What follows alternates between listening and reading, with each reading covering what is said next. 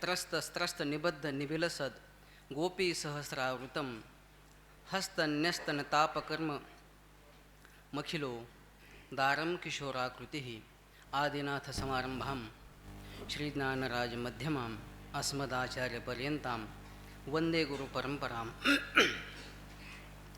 आदिनाथं च मत्स्येन्द्रं गोरक्षं गहिनीं तथा निवृत्तिं ज्ञानदेवञ्च जोगं वन्दे मुहुर्मुहुः निवृत्तिं ज्ञानदेवञ्च एकनाथं तथैव च तुकारामं तथा वन्दे वारकरी परम्पराम्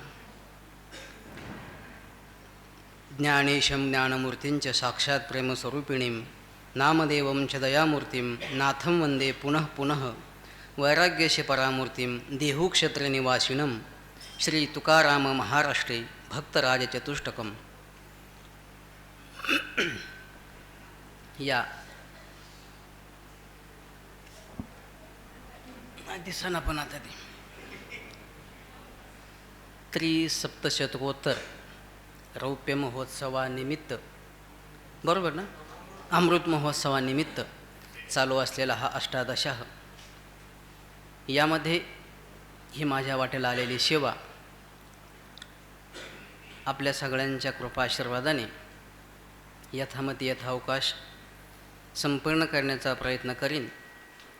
जरी 6:07 झाले असली तरी घड्याळ ही निशाणी माझी आहे, त्याची मला काळजी घेणं अत्यंत आवश्यक आहे आणि म्हणून या निवडणुकीच्या काळामध्ये त्याची मी कटाक्षपणे काळजी घेईन. मला आल्याच बाबांनी घड्याळ दाखवलं, मी मुद्दाम आणलं नाही कारण ते आता गेलं ना हातातून माझ्या, म्हणून मी आणलं नाही. असो, 20 अभंग आहेत, यथामती यथावकाश अभंगाचं चिंतन करण्याचा प्रयत्न करेन. पात्र शुद्ध चित्त ग्वाही न लगे काही सांगणे, शूर तरी सत्य व्हावे साठी जीवे करुणी, आमुपची सुखमान स्वामी जन मानवे, तुका म्हणे जैशी वाणी तैसा मणी परिपाक, शूर तरी सत्य व्हावे साठी जीवे करुणी. श्रीमंत श्री जगद्गुरू तुकोबरायांची ही जी गाथा आहे, ही गाथा, या गाथेमध्ये जे काही अभंगाचे प्रकरण केलेले आहेत त्यामध्ये मागणीपर असेल, अद्वैतपर असेल, स्थितीपर असेल, करुणापर असेल, उपदेशपर असेल, देवाशी सलगे केलेले असेल किंवा देवाशी केलेलं प्रेमाचं भांडण असेल. मला तर असं वाटायचं जे जे अभंग आहेत ना ते सगळी प्रकरणं वाचून यावीत, पण वाचायला वेळच नाही भेटला. पण असू द्या, त्याचा भाव थोडक्यात सांगतो. पहिला जो अभंग आहे तो उपदेशपर प्रकरणातील आहे. आता उपदेश या प्रकरणाचं रहस्य सांगत असताना मोठ्यांच्या मुखातून जे आलेलं आहे ते या ठिकाणी त्याचं मी कथन करतो. उपदेशात्मक जे अभंग जगद्गुरू तुकोबरायांचे आहे त्याच्यामध्ये प्रामुख्याने हा उपदेश 2 प्रकारचा केला जातो. एक साधारण उपदेश आणि दुसरा असाधारण उपदेश, ज्याला विशेष उपदेश म्हटलं जातं. साधारण उपदेश हा मोठ्याने लहानाच्या कल्याणाकरता केलेला असतो आणि विशेष हा जो उपदेश आहे, विशिष्ट एखाद्या व्यक्तीची अडचण मनामध्ये गृहीत धरून त्याला विशेष व्यक्तीने जो केलेला असतो त्याला विशेष उपदेश म्हणतात. साधारण उपदेश म्हणजे काय? सकल संतांनी सामान्य जीवाच्या दुःखाने दुःखी होऊन त्यांना केलेला उपदेश. बुडते हे जन न देखवे डोळा. आणि म्हणून श्रीमंत श्री जगद्गुरू तुकोबरायांनी जो उपदेश केलेला आहे त्याच्यामध्ये आपण उपदेशाचा जर भाव पाहिला तर आता तरी पुढे हाची उपदेश नका करू नाश आयुष्याचा, हा जो साधारण उपदेश आहे. आणि या उपदेशामध्ये श्रीमंत श्री जगद्गुरू तुकोबराय सगळ्यांच्या पायाला दंडवत घालतात आणि सांगतात की तुम्ही आपल्या आयुष्याचा नाश करू नका, आपलं चित्त शुद्ध करा. अशा पद्धतीने हा जो उपदेश आहे, या उपदेशाच्या ज्या काही पद्धती आहेत त्या या ठिकाणी सांगताना हा उपदेश कोणी करावा, कोणाला करावा, कसा करावा आणि कशा पद्धतीने करावा याचा सम्यक समतोल सुमधुर समन्वय आपल्याला श्रीमंत श्री जगद्गुरू तुकोबरायांच्या उपदेशात्मक जे काही प्रकरण आहे त्या प्रकरणामध्ये आपल्याला पाहायला मिळतो. आणि म्हणून याचा विचार करीत असताना वेगवेगळ्या ठिकाणी वेगवेगळे जे काही उपदेश सांगितलेले आहेत त्याच्यामध्ये प्रामुख्याने वेदाचा उपदेश आहे, त्यानंतर पुराणाचा उपदेश आहे आणि काव्याचा उपदेश आहे. तुम्ही सांगाल की हे सगळं तुम्ही प्रवचन करायला बसलेलं आहात का? मी अजिबात प्रवचन करणार नाही की 5-10 अभंग उपदेशात्मक आहेत, ते सगळे आत्ताच सांगून घेतोय, फक्त पुढे अभंगच वाचणार आहे. मग वेदाने जो उपदेश केलेला आहे त्याचा विभाग करीत असताना शास्त्रकारांनी त्याला प्रभुसंमित उपदेश म्हटलेला आहे, की जो अधिकारवाण्याने उपदेश केला जातो, ज्याच्यामध्ये मातृदेवो भव, पितृदेवो भव, आचार्य देवो भव, अतिथी देवो भव हा अधिकारवाण्याने उपदेश केलेला आहे, त्याला प्रभुसंमित उपदेश म्हणतात. हा वेदाचा उपदेश आहे. पुराणांचा जो उपदेश आहे तो सुहृतसंमित उपदेश आहे, मित्रभावाने केलेला उपदेश आहे. आणि त्याच्यामध्ये असं सांगितलं जातं की आपण असं केलं पाहिजे, असं वागलं पाहिजे, असं केलं तर असं होईन, आणि असं केलं असतं तर बरं झालं असतं. हा प्रेमाने सलगीने जो उपदेश केला जातो त्याला सुहृतसंमित उपदेश म्हटलेला आहे. संत वाङ्मयामध्ये हाही उपदेश आपल्याला केलेला संत महात्म्यांनी दिसून येतो. आणि तिसरा उपदेश आहे भार्यासंमित उपदेश, की जो पत्नीला एखाद्या पतीने केलेला जो उपदेश आहे तो उपदेश आहे.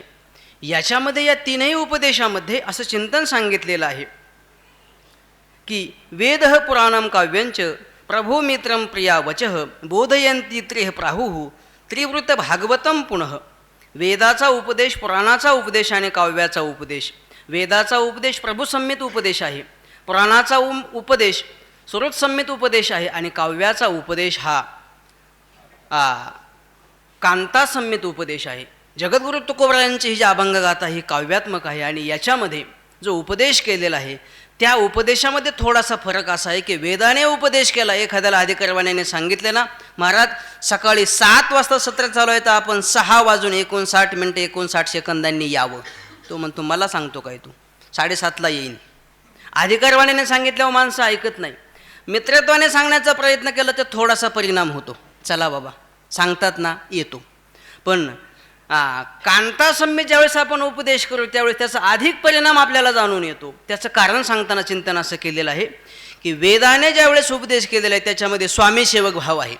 स्वामीचं हित वेगळं आहे, सेवकाचं हित वेगळं आहे, दोघांचं हित एक नाही.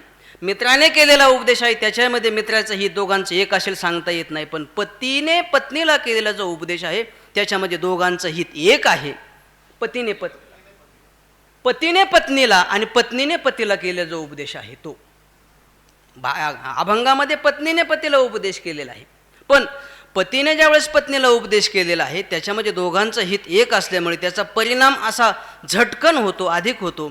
श्रीमंत श्री जगद्गुरु तुकोबरायांच्या गाथ्यामध्ये एक प्रकरण आहे, त्याच्यामध्ये पत्नीने पतीला उपदेश केलेला आहे, आणि तो उपदेश अशा पद्धतीने आहे की एवढा त्याचा प्रखर परिणाम झालेला आहे की तो म्हणतो उद्या सकाळी उठेन आणि वेगळे निघेन, तुम्हा सांगते वेगळे निघा आणि वेगळे निघून संस्था. याचं कारण सांगताना जगद्गुरु तुकोबरायांनी त्याचा अनुवाद केलेला आहे की व्रताराशी भार्या बोले कुज गोष्टी मजहुनी कष्टी कोण आहे, जोडी तसा तुम्ही खाती येर चोरे माझी तव पुरे हळहळती.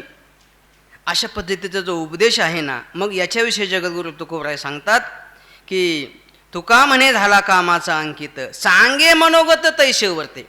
जशी बायको सांगते ना तसं करतो. या ठिकाणी जगद्गुरु तुकोबरायांनी उपदेश केलेला आहे. सांगणारे जगद्गुरु तुकोबराय आहेत, आणि कोणाला केलेला आहे या ठिकाणी, ज्याला आपल्या हिताचा कळवळ आहे त्याच्याविषयी जगद्गुरु तुकोबराय अतिशय आत्मीयतेने त्याच्या अंतकरणाचा ठाव घेऊन त्याला उपदेश करतात. त्या उपदेशाचा विभाग या ठिकाणी सांगत असताना जगद्गुरु तुकोबरायांनी प्रस्तुत अभंगामध्ये उपदेश केलेला आहे. तो अशा पद्धतीने केलेला आहे. जगद्गुरु तुकोबराय सांगतात पात्र शुद्ध चित्त ग्वाही न लगे काही सांगणे. पात्र आपलं शुद्ध असेल, अंतकरण शुद्ध असेल, या ठिकाणी बाकीच्यांनी सांगण्याची आवश्यकता नाही. आपलं जर भांड भूमिका शुद्ध असेल तर त्या ठिकाणी चित्त ग्वाही आहे.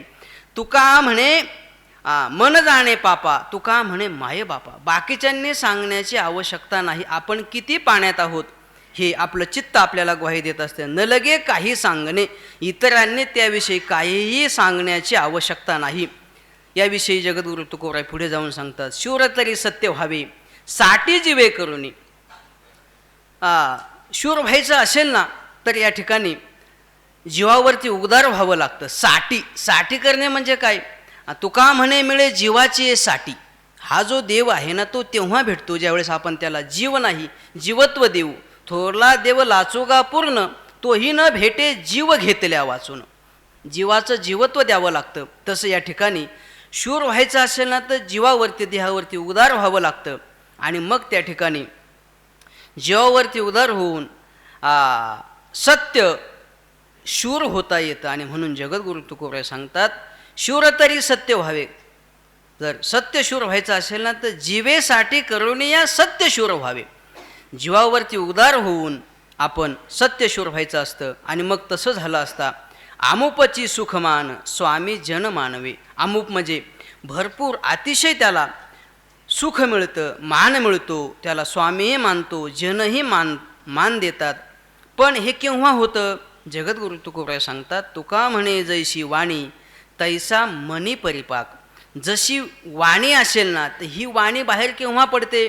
माऊलींना विचारा. माऊली सांगतात आवडीते वृत्ती करीती आधी मनवणीची उठी मग ते वाचा दिठी कराशी. जशी अंतकरणाची भूमिका असेल ती वृत्ती अंतकरणातून बाहेर निघते आणि मग जसा मनाचा परिपाक असेल ना तशी वाणी बाहेर पडते. आणि म्हणून आपण जसं बोलतो ना तशी मनाची अवस्था असावी, तसा मनाचा पाक फलद्रूप अवस्था तशी असावी.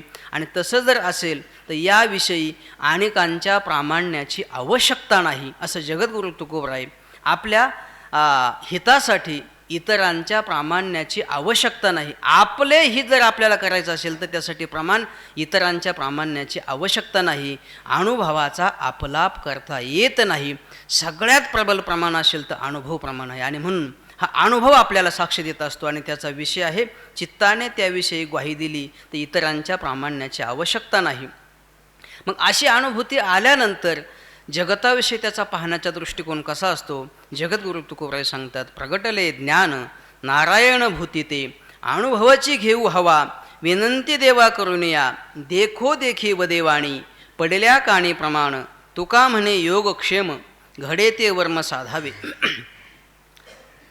ते ज्ञान प्रगटले. कोणतं ज्ञान? नारायण भूती. भूत मात्रामध्ये भूती भगवत भावा. जे जे भेटे भूत ते ते माने जे भगवंत.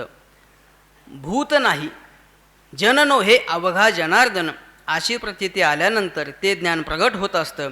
आणि मग असं ज्ञान प्रगट होण्यासाठी अनुभवाची घेऊ हवा विनंती देवा करून. देवा विनंती करून अनुभवाची हवा घेऊ. देवाला विनंती करून अशा स्वरूपाचा चराचरामध्ये नारायणाची अनुभूती हा जो अनुभव आहे तो आम्ही त्याची इच्छा करू त्याच्या घेण्याची. ही देवाला विनंती करूनच तुका म्हणे कृपा करेल नारायण. भगवंताने कृपा केली तर तसा अनुभव येतो. आणि म्हणून ही सगळी भगवंताची कृपा प्राप्त करून घेण्यासाठी बाकीचेही प्रतिबंध आहेत. ते प्रतिबंध जर असतील तर त्याचा प्रतिबंधाचं विवेचन या ठिकाणी करतात. देखो देखी व देवाणी पडल्या काणी प्रमाण. आपण या विषयी अनुभवाला जर बाजूला केलं किंवा याविषयी प्रामाण्य मानत असताना देखो देखी म्हणजे आपण जे काही आपल्या कानावरती पडत आहे किंवा लोकांचं पाहून देखो देखी वदेवाने काही लोकांनी सांगितलेलं आहे अमकेने असं सांगितले तमकेने असं सांगितले. मला तर एवढी अडचण येते. परवा दिवशी त्या विद्यापीठामध्ये गेलो त्यांनी सांगितलं तुम्ही हे काय लिहिलं आहे, हे कुठं लिहिलं आहे, कुठल्या ग्रंथामध्ये, पान नंबर काय. एवढं डोकंदुखी झाली. म्हटलं मी परत लिहून आणेन. आपण जे काय बोलतो ना याविषयी प्रमाण देत असताना हे प्रमाण आपण सहज बोलून जातो. पण हे कुठे आहे, कुठल्या प्रकरणामध्ये आलेलं आहे, कोणता अभंग आहे, त्याच्यामध्ये कोणतं कडवं आहे हे प्रामाण्य मानलं जातं.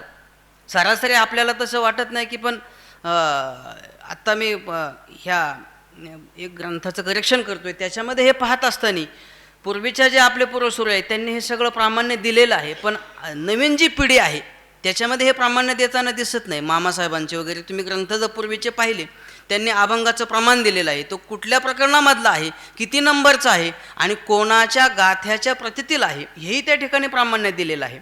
मग ही जी काही आपण पाहिलेलं प्रामाण्य किंवा कोणी सांगितलेलं आहे ते आपण जर आपल्या कानावरती घेतलं आणि त्याला जर प्रामाण्य म्हणून आपण व्यवहार करू लागलो तर ते प्रामाण्य एवढं प्रबल प्रामाण्य मानलं जात नाही. आणि म्हणून तुकोबराय सांगतात यासाठी अनुभवच घ्यायला हवा आणि तो देवाकडे विनंती करून आपल्याला प्राप्त होत असतो. लोकांनी सांगितलेलं किंवा आपण पाहिलेलं, कानाचा आणि डोळ्याचा 4 बोटाचा मला वाटते फरक आहे, अंतर आहे. आपण प्रत्यक्ष पाहिलेलं, कानाने ऐकलेलं याच्यापेक्षा अनुभव जो आहे ना तो अनुभव घेतला पाहिजे. आणि म्हणून याविषयी तुकोबराय सांगतात सर्व भूतामध्ये भगवान परमात्मा हे ज्ञान आणि त्याचा आलेला अनुभव याचा तुका म्हणे योगक्षेम घडे ते वर्म साधावे याचा योग झालेला आहे. मला अनुभूती आलेली आहे. सर्व भूतामध्ये झालेला जो योग आहे, अप्राप्तस्य प्राप्ती ही योग, अप्राप्ताची प्राप्ती त्याला योग म्हणतात. आणि प्राप्तस्य परिपालनम क्षेम, हा प्राप्त झाल्याचं रक्षण करणं याला क्षेम म्हणतात. असं योगक्षेम घडण्यासाठी जे वर्म आहे ते साधलं पाहिजे, ते सिद्ध झालं पाहिजे. नाही तर वस्तू प्राप्त झाली पण त्याचा क्षेम झाला नाही, उपयोग नाही. योग जसा महत्त्वाचा आहे तसा त्याचा क्षेमही महत्त्वाचा आहे. आणि तो येण्यासाठी देवाला विनंती केली, त्याने जर कृपा केली तरच हा अनुभव आणि ते ज्ञान याचा योगक्षेम होतो. पण हे वर्म भगवत कृपेशिवाय सिद्ध होत नाही. ते साधण्यासाठी जगद्गुरु तुकोबराय देवाला विनंती करतात. पुढे यासाठी जी साधना आहे ती साधना करीत असताना भगवतभूती भगवंताची अनुभूती येण्यासाठी जे साधन आहे त्या साधनाचा विचार करीत असताना पहिलं साधन सांगितलेलं आहे, मुख्य आधी विषय त्याग, विधी भाग पाळणे.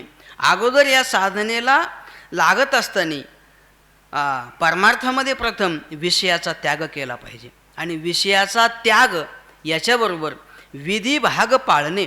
वेदाने जे विधी म्हणून हे करा, इदम कुरु अशा पद्धतीने सांगितलेलं आहे, त्याचं पालन केलं पाहिजे. विधी ते पाळीत, निषेधाते गाळीत. विधीचं पालन, निषेधाचा त्याग, अशा पद्धतीने जर आपण ही साधना करीत गेलो, मन पावे समाधान हेची दान देवाचे. याविषयी आपलं मनच आपल्याला साक्ष देत असतं, समाधान पावत असतं. लोकांनी सांगावं तुम्ही खूप आनंदी आहेत, लोकांनी काही सांगू द्या, पण आतमध्ये किती आगीचं डोंब उसळला हे आपल्यालाच माहिती असतं. आपलं मन समाधान आहे की दुःखी आहे, विषण्ण आहे, हे लोकांनी सांगण्याची आवश्यकता नाही.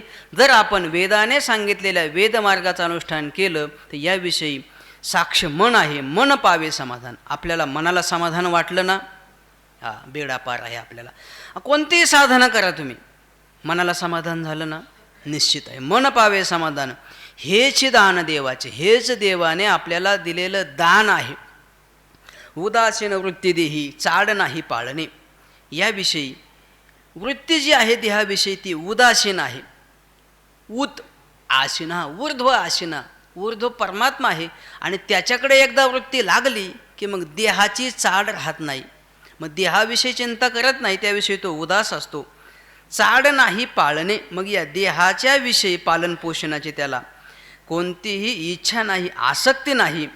आणि एवढंच नाही, तुकोबराय सांगतात या मार्गाने जर आपण गेलो, तुका म्हणे नाही भय सम सोय विषमाची. सम आणि विषम जे आहे, सम म्हणजे भेद आणि विषम म्हणजे अभेद, याविषयी त्याला कुठलीही भीती नाही. तुकोबराय सांगतात भेद आणि अभेद याचं कारण जे आहे ते अज्ञान आहे. हे अज्ञानच निवृत्त झाल्यामुळे त्याला सम आणि विषम अर्थात भेद गेले, भेदाभेद निवारुनी. त्याचे भेद आणि अभेद हे मावळून जातात. कारण का? स्वस्वरूपे भेद अभेदौ विकल्पौ नस्तहा. स्वस्वरूपाच्या ठिकाणी जसा भेद विकल्प नाही तसा अभेदही विकल्प नाही. मग काय आहे त्या ठिकाणी? काहीच नाही.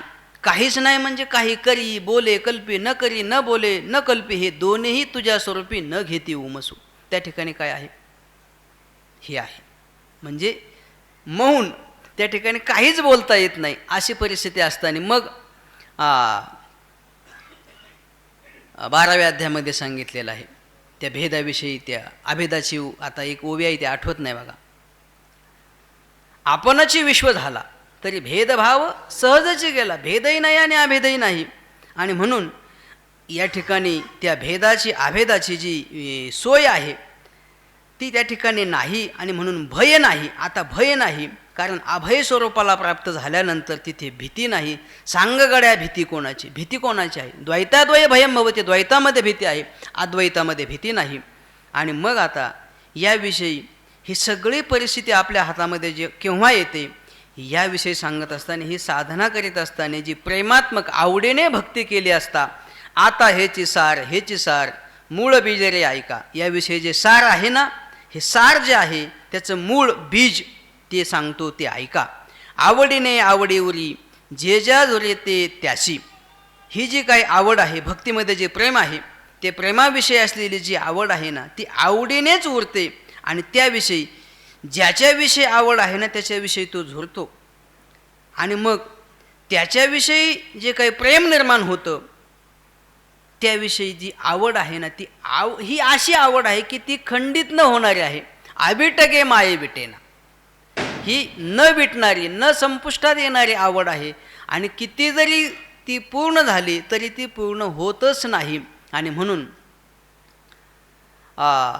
विटे ऐसे सुख नव्हे भक्तिरस, हे भक्तिरसात्मक सुख जे आहे ना ते विटणारं नाही.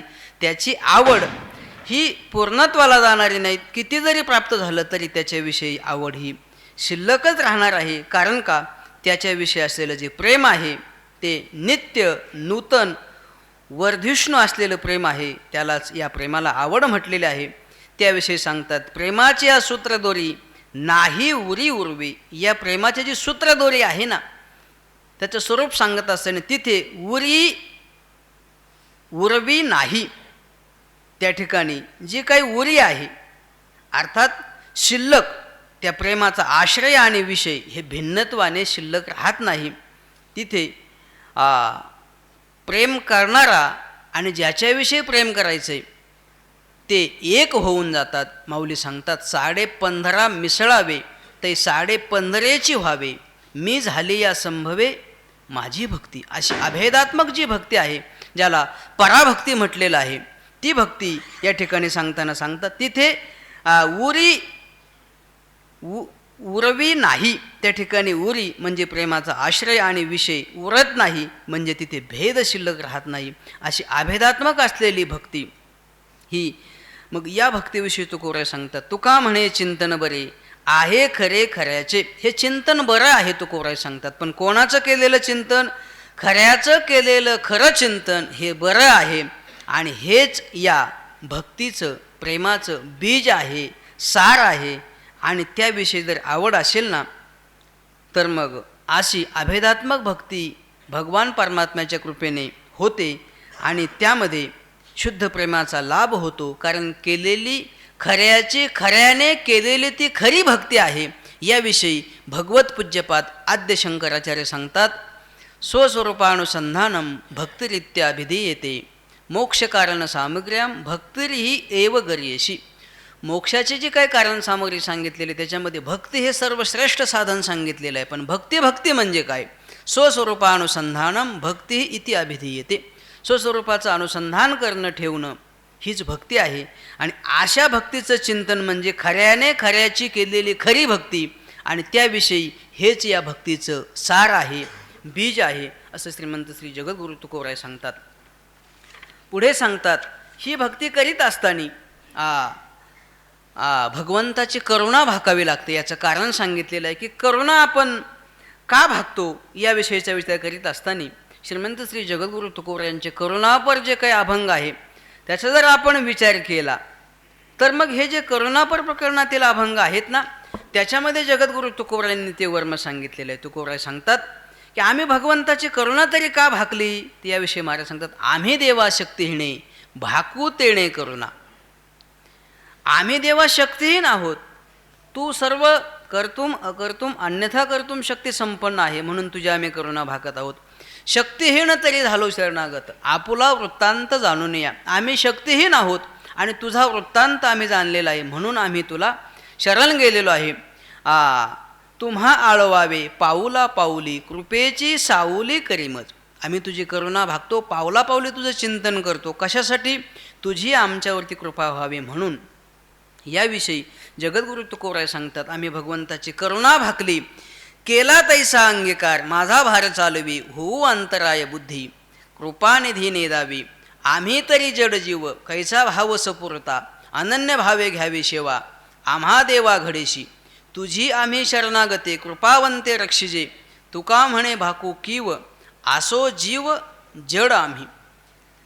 केला तैसा अंगीकार, याच्या अगोदर एक पद आहे, यत तदोर नित्य संबंध. यत आणि तत्पदाचा नित्य संबंध असतो. तैसा अंगीकार केलाय ना, पण कैसा? जसा आहे तैसा. जसे आम्ही आहोत ना, मग तैसा केला अंगीकार. जसे आहोत तसा अंगीकार तू केला ना, मग आता मग काय कर, माझा भार चालवी. आम्ही जसे आहोत ना तसा तू माझा अंगीकार जर केलेला असेल तर माझा तू भार, माझी सगळी पालनपोषणाची चिंता आता तू करायची आहे. माझा सगळा योगक्षेम तू चालवायचा आहे. हो अंतराय बुद्धी कृपानिधी नेदावी. हे कृपानिधी अंतराय बुद्धी होऊ नेदावी. आपल्यामध्ये अंतराय येईल, भेद पडेल, अशी बुद्धी होऊ देऊ नको. अशी त्याचा तो योगक्षेम चालेव. आम्ही तरी जड जीव कैसा भाव सपुरता. आम्ही जड आहोत, जीव आहोत, शक्तिहीन आहोत, अल्पज्ञ आहोत. तू सर्वज्ञ आहे, सर्व शक्तिमान आहेत. हा सगळा भाव जाणून जगद्गुरु तुकोराय देवाची करुणा भक्तांना सांगतात, देवा आम्ही जड आहोत. जड वेगळे बरं का, आणि जड वेगळे. त्याचे ट्यून वेगळे आहे, ज्याला प्रोनाउन्सिएशन म्हणतात. जड म्हणण्यामध्ये वेगळं आहे आणि जड म्हणण्यामध्ये वेगळं आहे. तुका म्हणे जपा आणि तुका म्हणे जपा. एका सत्रामध्ये आलो होतो मी, कोणाचा असेल पहा आता. हिरा ठेविता रेनी आला होता कोणाचा तरी अभंग. त्यांनी सांगितलं वाचे मारिता जो घणी. वाचे म्हणायचं नाही, वांचे मारिता जो घणी. त्याच्यावरती जो अनुस्वार आहे ना त्याला किंमत आहे. वाचे म्हणजे आता मी अभंग वाचतच आहे, तो असा वाचतो का? असा नाही वाचत. वांचे मारिता जो घणी. जपा जपा निज. निज आणि निज. निज म्हटलं की झोप आणि निज म्हणजे आपलं. प्रोनाउन्सिएशनामध्ये बदल आहे, शब्द तेच आहेत, सगळंही तेच आहे. म्हणून इथे सांगतात आम्ही तरी जड. जड जड बघा आता काय घ्यायचं तुम्हाला ते. मी जेवढं सगळं व्याख्यान केलेलं आहे. आम्ही तरी जड आणि आम्ही तरी जड जीव. आम्ही जड आहोत, जीव आहोत आणि जड म्हटलं तरी चालेल बरं का. अज्ञानाचं एवढं ओझंच आमच्यावरती आहे की त्या दृष्टीने आमचं पाळणं जडच आहे, खालीच आहे आणि जड पण आहोत. कैसा भाव सपूर्ता. तुमची परिपूर्णता व्हावी, तुम्हाला मानवेल असा सपूर्ता आमच्याकडे भाव कुठे आहे हो. पण अनन्य भावे घ्यावी सेवा आम्हा देवा घडेशी. आमची जी सेवा आहे ना ती अनन्य भावाची आहे. आणि देवा घडेशी आम्हा सेवा, अनन्य भावे घडेशी आम्हा सेवा घ्यावी. जशी अनन्य भावाने आमच्याकडून सेवा घडेल ना तशी घ्यावी. आपण श्लोक म्हणतो बघा, यजत्र सौष्ठवम किंचित तत् गुरुरेव मम नाही. यजत्र असौष्ठवम किंचित तत् मम एव गुरु नाही. याच्यामध्ये जे चुकीचं आहे ते माझंच आहे आणि जे बरोबर आहे ते गुरुजींचं. पण याच्यापेक्षा उलट मी सांगत असतो, म्हणून मी मुद्दाम थांबलो. जे चुकीचं आहे ना तेही त्यांचंच आहे आणि जे बरोबर आहे तेही त्यांचंच आहे. साळुंकी मंजुळ बोलत असे वाणी. आपलं काय याच्यामध्ये? आपलं काहीच नाही. आणि ज्याने ज्याने आपलं ठरवलंय ना त्यांनी त्या खऱ्या स्वरूपाला ओळखलंच नाही. आपलं काहीच नाही. नाही माझे गाठी काही एक. आपल्याजवळ काही आपलं देण्यासाठी आपल्याजवळ काहीच नाही. जे आहे ते त्याचंच आहे. म्हणून आहे ते सगळं कृष्णाशी अर्पण. चांगलंही त्याचं आणि वाईटही त्याचंच आहे. आणि म्हणून जगद्गुरु तुकोबा सांगतात जशी आमच्या अनन्य भावाने सेवा आहे ना देवा ती तो घ्यायची आहे. कारण का तुझी आम्ही शरणागती कृपावंत रक्षी. आम्ही तुला शरण आलेलो आहोत, तुझी शरणागत आहोत आणि तू कृपावंत आहे. त्या कृपेने युक्त होऊन तू आमचं रक्षण करावं, रक्षिजे. यासाठी आम्ही तुझी कीव भागतो. तुका म्हणे भाकू कीव आसो जीव जड. आम्ही जड आहोत, जीव आहोत आणि त्यासाठी तुझी करुणा भागतो. मग असे सांगितलं ना प्रमाण, आम्ही देवा शक्तीने भाकू तेने करुणा. आपण कितीही प्रयत्न केला ना तर आपण आपल्या सामर्थ्याने या संसार सागरातून तरुण जाऊ शकत नाही. इथे आमचे माऊली बसलेत, नरहरी महाराज बसलेत, हे ज्ञानेश्वरी पाठ असलेले मंडळी आहेत. तुम्ही जर गाथा उघडून ज्ञानेश्वरी सांगण्याचा प्रयत्न केला तर हे मला नाव ठेवतील. दैवी हेशा गुणमयी म माया दुरत्यया या श्लोकाचं व्याख्यान पहा. ज्याने स्वसामर्थ्याने माया नदी तरुण जाण्याचा प्रयत्न केला ना त्याची काय अवस्था झाली. एक स्वयंबुद्धीच्या वाही रेगाले तयाची शुद्धीच नाही. एक जाणवेच्या डोहे गर्वेची गळले. म्हणून येथे एक नवलावो जो जो की जे तर न पावो तो तो आपाव होय. ते ऐका, जो जो उपाय कराल ना तो आपाय होईल. म्हणून एकच करा. काय करणार? भवसागर तरता कार्य करी तसा चिंता. पहिलं उभा दाता कटी ठेवून त्याचे पायी घाला मिठी. त्याच्या पायावरती मिठी घाला. बाकी काहीच करू नका. तुम्हा आळवावे पाऊला पाऊल. त्याची करुणा भाका किंवा भाका. कारण आपण जड जीव आहोत. आपण आपल्या सामर्थ्याने या भवसागरातून तरुण जाऊ शकत नाहीत. म्हणून जगद्गुरु तुकोरायांनी या भगवंताची कीव करुणा भाकलेली आहे. पुढे जगद्गुरु तुकोराय आपल्याला उपदेश करतात की या संसारामध्ये आमची कशी फटफजिती झालेली आहे. सोशे बहु गर्भवासी मेलो असो उपवासी नाही सखी आयसी येथे कोणा भेटली.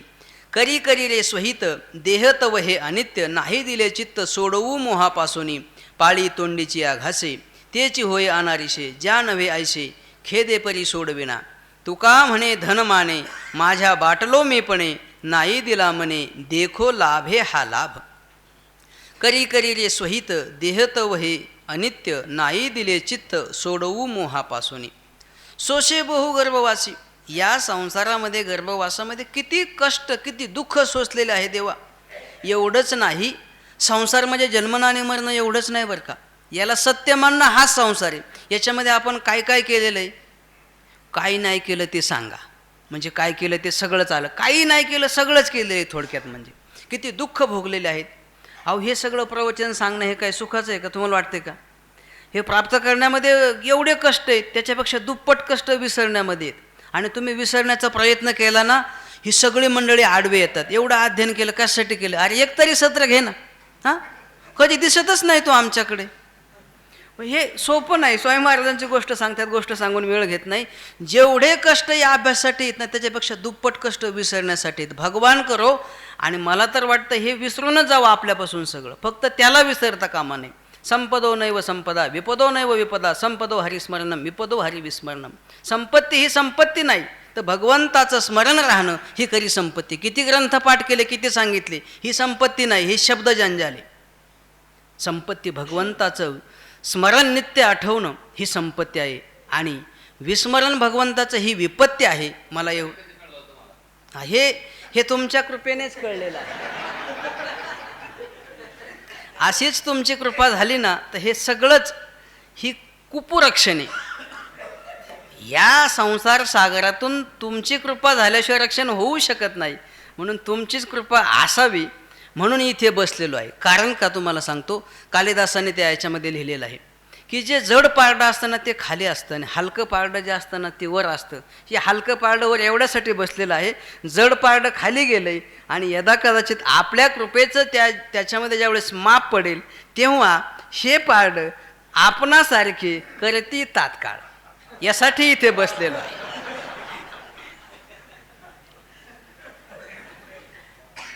हे नको बरं का, हे सुद्धा नको आहे. हे आता हे बोलायला गेलं म्हणजे आता किती केलं तरी स्वभाव आडवा येतोच, आणि खूप आडवा येतो.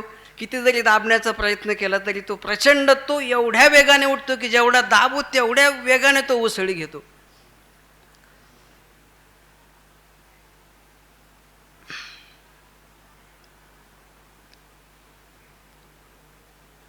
हे खरं बोलतोय बरं का मी, पण हे सगळं विसरण्यासाठी, आठवण्यासाठी नाही.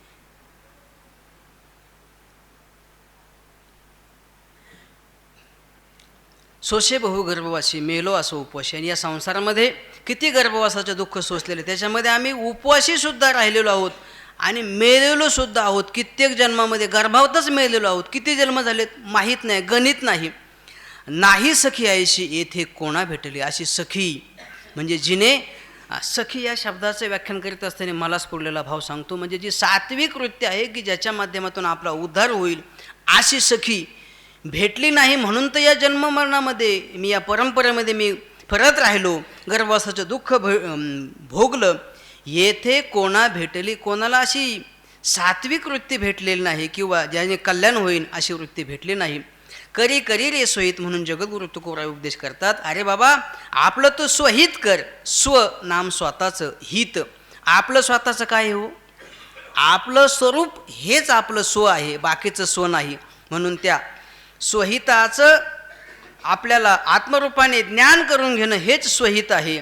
आणि म्हणून हित ते करावे देवाचे चिंतन, देवाचं चिंतन आत्मत्वाने करणं हेच हित आहे. देहतव हे अनित्य, हा देह तर अनित्य आहे. नाही दिले चित्त सोडवू मोहापासून. आणि या बाकीच्या मंडळींनी हे जे चित्त आहे ते मोहापासून सोडवून दिलेलं नाही. सुटण्याचा काही करीतो उपाय, तो हे देखे पाय गोवेल. सुटण्याचा प्रयत्न केला ना तर जे जवळचे आहेत ना तेच आपल्याला अतिशय त्याच्यामध्ये गुंतवण्याचा प्रयत्न करतात, या मोहामध्ये गुंतवतात, सुटू देत नाही. जी आई आहे ना त्याविषयी सांगतात, पाळी तोंडीची या घाशी, आपल्या तोंडातला घास काढून ती याचं पालन करते. तेची होय अनारीशे, पण ज्या वेळेस हा काळाच्या तडाख्यामध्ये जातो, मृत्युमुखी पडतो, तिची इच्छा असते का आपला मुलगा मरावा, पण ते जे होय अनारीशे तिच्या इच्छेच्या विरुद्ध होतं. मग ज्या नव्हे आयशे, मग तो काळाच्या पदरामध्ये ज्यावेळेस पडतो त्यावेळेस ज्या नव्हे आयशे म्हणजे त्याला तिथून कोणीही बाजूला करू शकत नाही, हा वेगळा अर्थ. मला वाटतं आता तो कुठल्या गाथ्यामध्ये सापडला मला माहीत नाही, पण एक गाथा मला सापडला. त्याच्यामध्ये माझं दुर्भाग्य असं की त्याच्यामध्ये निम्म्या अनुक्रमाने का सापडली आणि निम्मी पानं गायब होती. 2.5 रुपयाचा 3 रुपयाचा काय गाथा असेल जुना. आणि मग चांगला आहे, कोणाला लागला तर मी देत जाईन, कारण आता मला काही दिसत नाही, दिसायलाही कमी झालेलं आहे.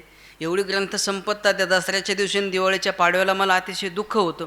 एवढे ग्रंथ आता फक्त मी त्याचे पूजनच करू शकतो, या जन्मात तर वाचन करू शकत नाही. त्याचं कारण सांगतो की मला दिसायला कमी झालेलं आहे, मला लांबचं दिसतं, जवळचं दिसत नाही. ते एवढं की वाचण्यासाठी कष्ट पडतात. आणि म्हणून आता एकच ठरवलं आहे की आता वाचायला जरी नाही आलं तरी वाचणारी मंडळी जवळ आहे, त्यांच्याकडून वाचून घेऊ, तरच मग वाचण्याचा प्रयत्न होईल ना. वाचाल तर वाचायला सांगितलं आहे ना त्या दत्तबुकवाल्याने, म्हणून वाचून घेतो ना. या ठिकाणी ती आई त्याला वाचू शकत नाही, ज्या नव्हे आईशे, तिथे अर्थ सांगितला आहे की त्याला ती त्या काळाच्या तावडीतून सोडू शकत नाही. पण ज्या आईशे नव्हे म्हणजे त्याला ती सोडू शकत नाही, असं करू शकत नाही. मग काय करते? खेदे, ती खेद करते. परी सोडविना, त्याच्यापासून ती सोडवू शकत नाही.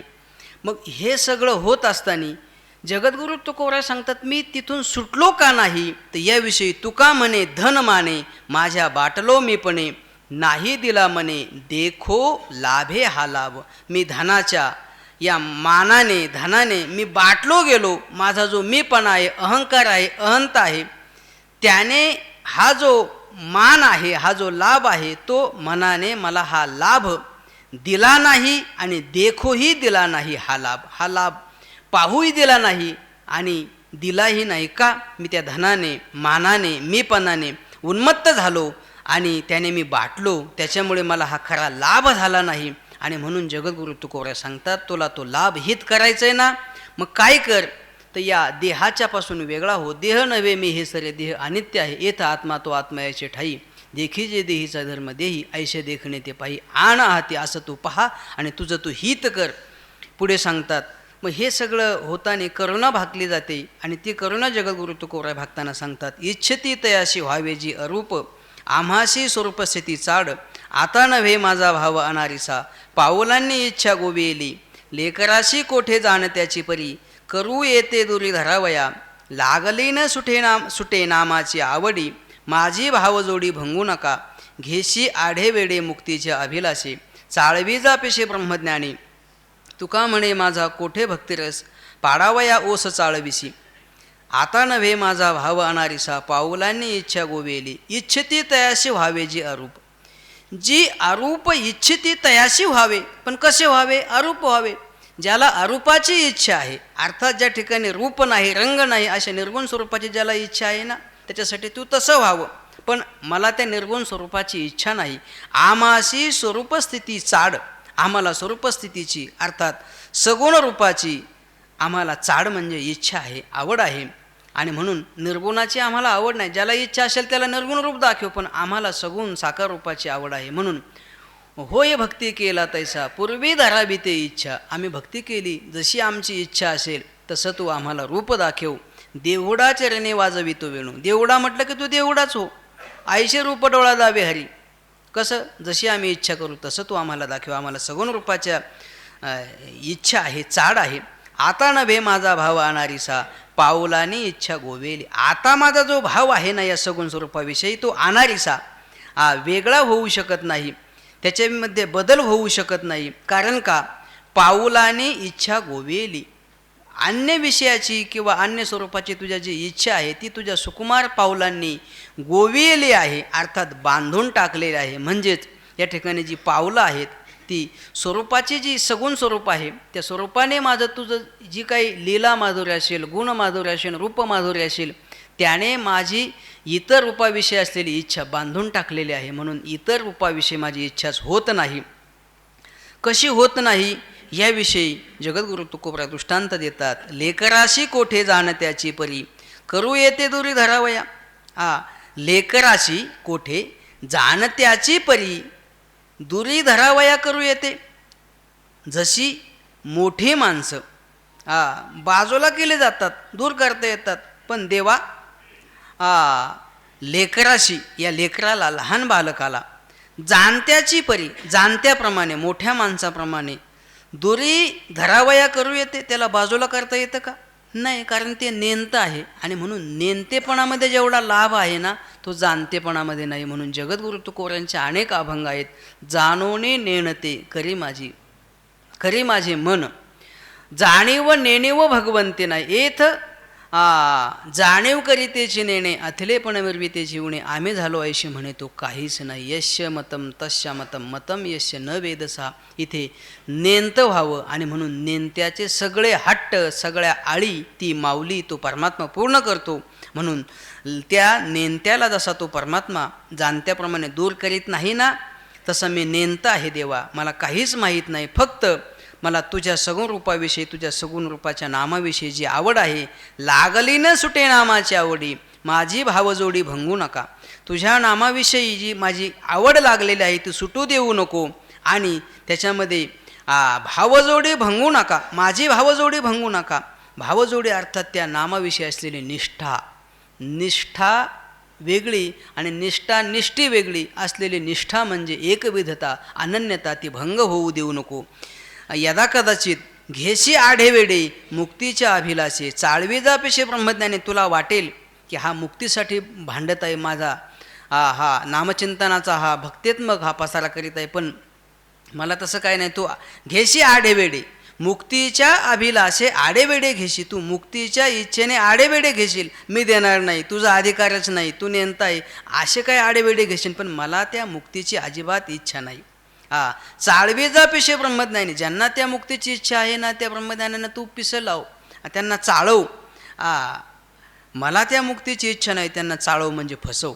आणि असं आहे, मुक्ती जरी प्राप्त झाली तरी पण जी परमात्मा स्वरूपाची अंतरंगता आहे, ती अंतरंगता याच्यामध्ये सुखरूपता आहे, पण सुखरूपतेचा उपभोग नाही. आणि म्हणून असं म्हटलेलं आहे, भक्त्यर्थम कल्पितम द्वैतम अद्वैतात अपि सुंदर. मधुसूदन सरस्वती सांगतात, भक्तीसाठी केलेलं जे कल्पित द्वैत आहे ते वास्तविक अद्वैतापेक्षा सुंदर आहे. का? अद्वैत स्वरूपामध्ये सुखरूपता आहे, सुखरूपतेचा उपभोग नाही. पण या कल्पित भक्तीमध्ये सुखरूपतेचा उपभोग आहे. म्हणून जगद्गुरु तुकोबा सांगतात, मोक्ष नको आम्हाला. कितीतरी प्रमाण आपल्याला पाठ आहेत, मी सांगत नाही. आणि म्हणून ज्याला इच्छा आहे त्यांना तू चाळव, त्यांना पिसे लाव. तुका म्हणे माझा कोठे भक्तिरस, पाडावया ओस चाळविशी. माझा भक्तिरस कुठे आहे आणि ही मुक्ती कुठे, याच्यामध्ये तू तुलना करू नको. आणि भक्तिरस ओस पाडावया चाळविशी, तो भक्तिरस जो आहे तो ओस पाडण्यासाठी तू मला फसवतोस. मोक्ष देऊन तू मला फसवण्याचा प्रयत्न करू नको. कारण भगवान परमात्मा कोणाला काय देऊन, कोणाला काय देऊन प्रत्येकाला तो फसवण्याचा प्रयत्न करतो. माऊली सांगतात, शिष्यशास्त्रा देविलासे मठादे मुद्रेचे निमिषे, घातले आहाती फासे निसंगाजनी. प्रत्येकाला कोणाला काय देईन, कोणाला काय देईन, पण जे पाहिजे. इथे सांगतो, आळंदी ही सिद्ध भूमी आहे आणि इथे जो जे वांछेल तो ते लावू आहे. फक्त आपली तशी इच्छा पाहिजे. माऊलींच्या संजीवन समाधीला ज्यावेळेस आपण आपलं मस्तक लावू ना, त्यावेळेस काहीच मागायचं नाही, गाडी नाही, माडी नाही, काही नाही, काहीच मागायचं नाही. माऊली, तुम्ही ज्या थाटात आहात ना, तो थाट मरणाच्या अव्यवहित पूर्वक्षाने मला द्या, बाकी काहीच देऊ नका. बाकीचं काही जरी नाही दिलं तरी हस्तिपदे सर्व पदम निमग्न. हत्तीच्या पायामध्ये जसे सगळे पाय येतात ना, तसे त्या सुखामध्ये सगळं आलेलं आहे त्याच्यामध्ये. म्हणून बाबा नेहमी सांगत असतात, इथे आळंदीला आलं ना, अलम ददाती इति आळंदी. आलम म्हणजे बास म्हणेपर्यंत देणारी ही आळंदी आहे, सिद्ध भूमी आहे. आणि इथला सिद्ध मंत्र सांगतो, महाराज ज्ञानेश्वर माऊली. ज्ञानदेव म्हणता ज्ञानदेव देतो, ज्ञानदेव म्हणता देव ज्ञान देतो, आणि ज्ञानदेव म्हणता ज्ञान देव देतो. असं या ठिकाणचं गमक आहे. आपल्याला फक्त एकाच मंत्राची आवश्यकता आहे, अनेकापे कामं नाही येते, बाकी त्याचं काही काम नाही. आणि म्हणून जगद्गुरु तुकोबा सांगतात, ज्याला जी इच्छा आहे ना त्याला दे. मला फक्त माझा जो भाव आहे या सगुण स्वरूपाविषयी तू अनारीसा होऊ देऊ नको. मला तुझ्या सगुण स्वरूपाची इच्छा आहे. आम्हा भाविकांची जाती एकविधजी श्रीपती, अलंकार युक्ती सर्व शकेची ना. जाणे माऊली त्या खुणा, क्षोभ उपजवणे दे मना. शांत निसताना लावी अहो कृपाळे, तुझा अवघे होऊ येते परी मज बाटो नये चित्ते उपासने परते नये नये काही आवडो करू रूपाची कल्पना मुखी नाम नारायणा तुका म्हणे जना जळ स्थळ देखता. या ठिकाणी एकविध भाव सांगितलेला आहे. या एकविध भावाचं चिंतन करीत असताना जगद्गुरु तुकोबांचे जे एकविधतेचे अभंग आहेत ना, त्याच्यामध्ये दिलेले दृष्टांत सांगतो थोडक्यात आणि मग त्याचं सगळं स्पष्टीकरण होईल. त्याविषयी जगद्गुरु तुकोबांनी पहिला दृष्टांत दिलेला आहे चातकाचा. चातक एवढा त्या मेघाच्या पाण्याशी अनन्य असतो की ज्या समुद्राच्या किंवा नदीच्या पाण्यामध्ये पडला तरी तो तोंडाला वज्रमेथी पाडतो घेतो, पण त्या नदीतलं पाणी पित नाही. मेघाच्या पाण्यासाठी तो मरेल पण नदीतलं पाणी सेवन करणार नाही. चातक हे जळ न पाहते दृष्टी वाट पाहे कंठी प्राण मेघा. कंठामध्ये वाट तो त्या प्राण धारण करून त्या मेघातील पाण्याची वाट पाहतो. पुढे सांगतात सूर्यविकाशिनी जे कमलिनी आहे ना ती चंद्रामृताचं सेवन करीत नाही, वाट पाहे असतं उदयाची. किंवा त्या ठिकाणी आणखी उदाहरण दिलं की जी कोकिळ आहे ना ती वसंत ऋतूची जशी वाट पाहते. पुढे सांगतात धेनू आपल्या वासराची वाट पाहते, पतिव्रता पतीची आणि लोभी मनुष्य धनाची. याविषयी जगद्गुरु तुकोबा सांगतात तुका म्हणे एकविध झाले मन विठ्ठला वाचून नेणे दुजे पतिव्रते जैसा भ्रतार प्रमाण आम्हा नारायण तैशापरी. अशी जी एकविधता आहे त्याविषयी जगद्गुरु तुकोबा सांगतात आम्हा भाविकांची जाती एकविध जी श्रीपती. आम्ही जे भाविक आहोत ना त्यांची जाती अशी आहे की आम्हाला जो भगवान परमात्मा आहे तो त्याच्याविषयी असलेली आमची एकविधता अर्थात जी अनन्यता आहे एकविध आम्ही न धरू पालट न संडू हे वाट सापडले. त्याविषयी बदल होणार नाही. आमची जी एकविधता आहे ती त्या परमात्म्याविषयी असल्यामुळे अलंकार युक्ती सर्व शकेची ना. त्याविषयी असलेले जे अलंकार युक्ती बौद्धिक चातुर्य त्याची सरी करू शकत नाही. सर्व शकेची ना ते सरते होऊ शकत नाही. आणि याविषयी जाणे माऊली त्या खुणा क्षोभ उपजो निधी म्हणा. याविषयी जी आई आहे ती त्या लहान बालकाच्या जशा खुणा जे वर्म जाणते त्याला क्षोभ उपजो नेदी म्हणा. त्याच्या मनाला जो क्षोभ आहे संताप आहे तो उत्पन्न होऊ देत नाही आणि शांत होऊन त्याला शांत करून त्याला स्तनाला लावते. तशी भगवान परमात्मा अहो कृपाळे तू कृपाळू माई आहे, तू आई आहे, तूही माझा भाव जाणून तुझ्या विषयी असलेली जी अनन्यता आहे ती तुलाच माहिती आहे, तुला माझं सगळं मनोगत कळतं. आणि म्हणून जगद्गुरु तुकोबा सांगतात तुझं अवघे होऊ येते परी मज बाटो नये चित्ते. तुला सगळं काय होता येतं ना देवा, पण माझं जे चित्त आहे परी मज बाटो नये चित्ते, माझं जे चित्त आहे ना ते तू बाटवू नको. अर्थात त्याच्यामध्ये विभाग करू देऊ नको. अन्याविषयी माझं प्रेम बसू देऊ नको किंवा अन्याविषयी माझ्या मनामध्ये संकल्पसुद्धा येऊ देऊ नको. फक्त माझ्या मनामध्ये जर काही इच्छा असेल तर ती केवळ एक गावे आम्ही विठोबाचे नाव, एक धरीला चित्ते आम्ही रुक्माईचा पती. ही जी एकविधता आहे ती बाटू देऊ नको. उपासने परते नये काही आवडो. तुझी जी उपासना आहे ती उपासना त्याच्यापेक्षा व्यतिरिक्त माझ्या मनाला काही आवडू नये. करू रूपाची कल्पना मुखी नाम नारायणा तुका म्हणे जना जळ स्थळ देखता. तुझ्या रूपाची आम्ही जी कल्पना करू तुझं नाम मुखामध्ये घेऊ हे नारायणा. तुकोबराय सांगतात की जनामध्ये स्थलामध्ये जळामध्ये तुझं जे काही ही जी काही रूपाची जी आम्ही कल्पना करू आणि तुझं जे नाम घेऊ ना याची सर्व व्यापक रूपाने आम्हाला अनुभूती यावी यासाठी आम्ही तुझ्याशी अनन्य आहोत. आणि ही सगळी जी खुणात्मक वर्म आहे ते तुला कळतं कारण तू आई आहे, माऊली आहे, कृपाळू आहेस. म्हणून जाणे माऊले त्या खुणा क्षोभ उपजो निधी म्हणा. तू माऊली आहे त्या खुणा तू जाणतो. तुझ्याही अंतकरणामध्ये क्षोभ उत्पन्न होऊ देऊ नको आणि मला स्तनाला लावून शांत कर. याविषयी पुढे आणखी देवाशी सलगी करणारा हा अभंग आहे. जगद्गुरु तुकोबराय देवाशी सलगी करतात. सलगी शब्दाचा अर्थ सांगत असताना ज्याला आपण लगटपणा म्हणतो. लगटपणा मनुष्य केव्हा करतो ज्याविषयी आपला दाट परिचय असेल, अतिशय प्रेम असेल त्याच्याविषयी आपण लगटपणा किंवा हट्ट करू शकतो. आणि मग जगद्गुरु तुकोबरायांचा देवाशी एवढा दाट परिचय होता, एवढा दाट परिचय होता. मलाही वाटतं बरं का आता हे या गाथ्याच्या व्यतिरिक्त सांगतो. आपण भगवंताचं एवढं नामचिंतन घ्यावं, एवढं नामचिंतन घ्यावं. यदा कदाचित आपण जर भगवंताचं नाव घेतलं आणि तो जर इथून चालला असेल तर त्याला आपला आवाज ओळखीचा वाटावा. त्याला आपला आवाज ओळखीचा वाटावा. मग आपला आवाज ओळखीचा केव्हा वाटेल? सतत जर त्याचं नामचिंतन केलं तरच त्याला आपला आवाज ओळखीचा वाटेल ना. तर जगामध्ये काही कमी आहेत काय माणसं? आवाळंदीमध्ये किती मारले लोक आहेत.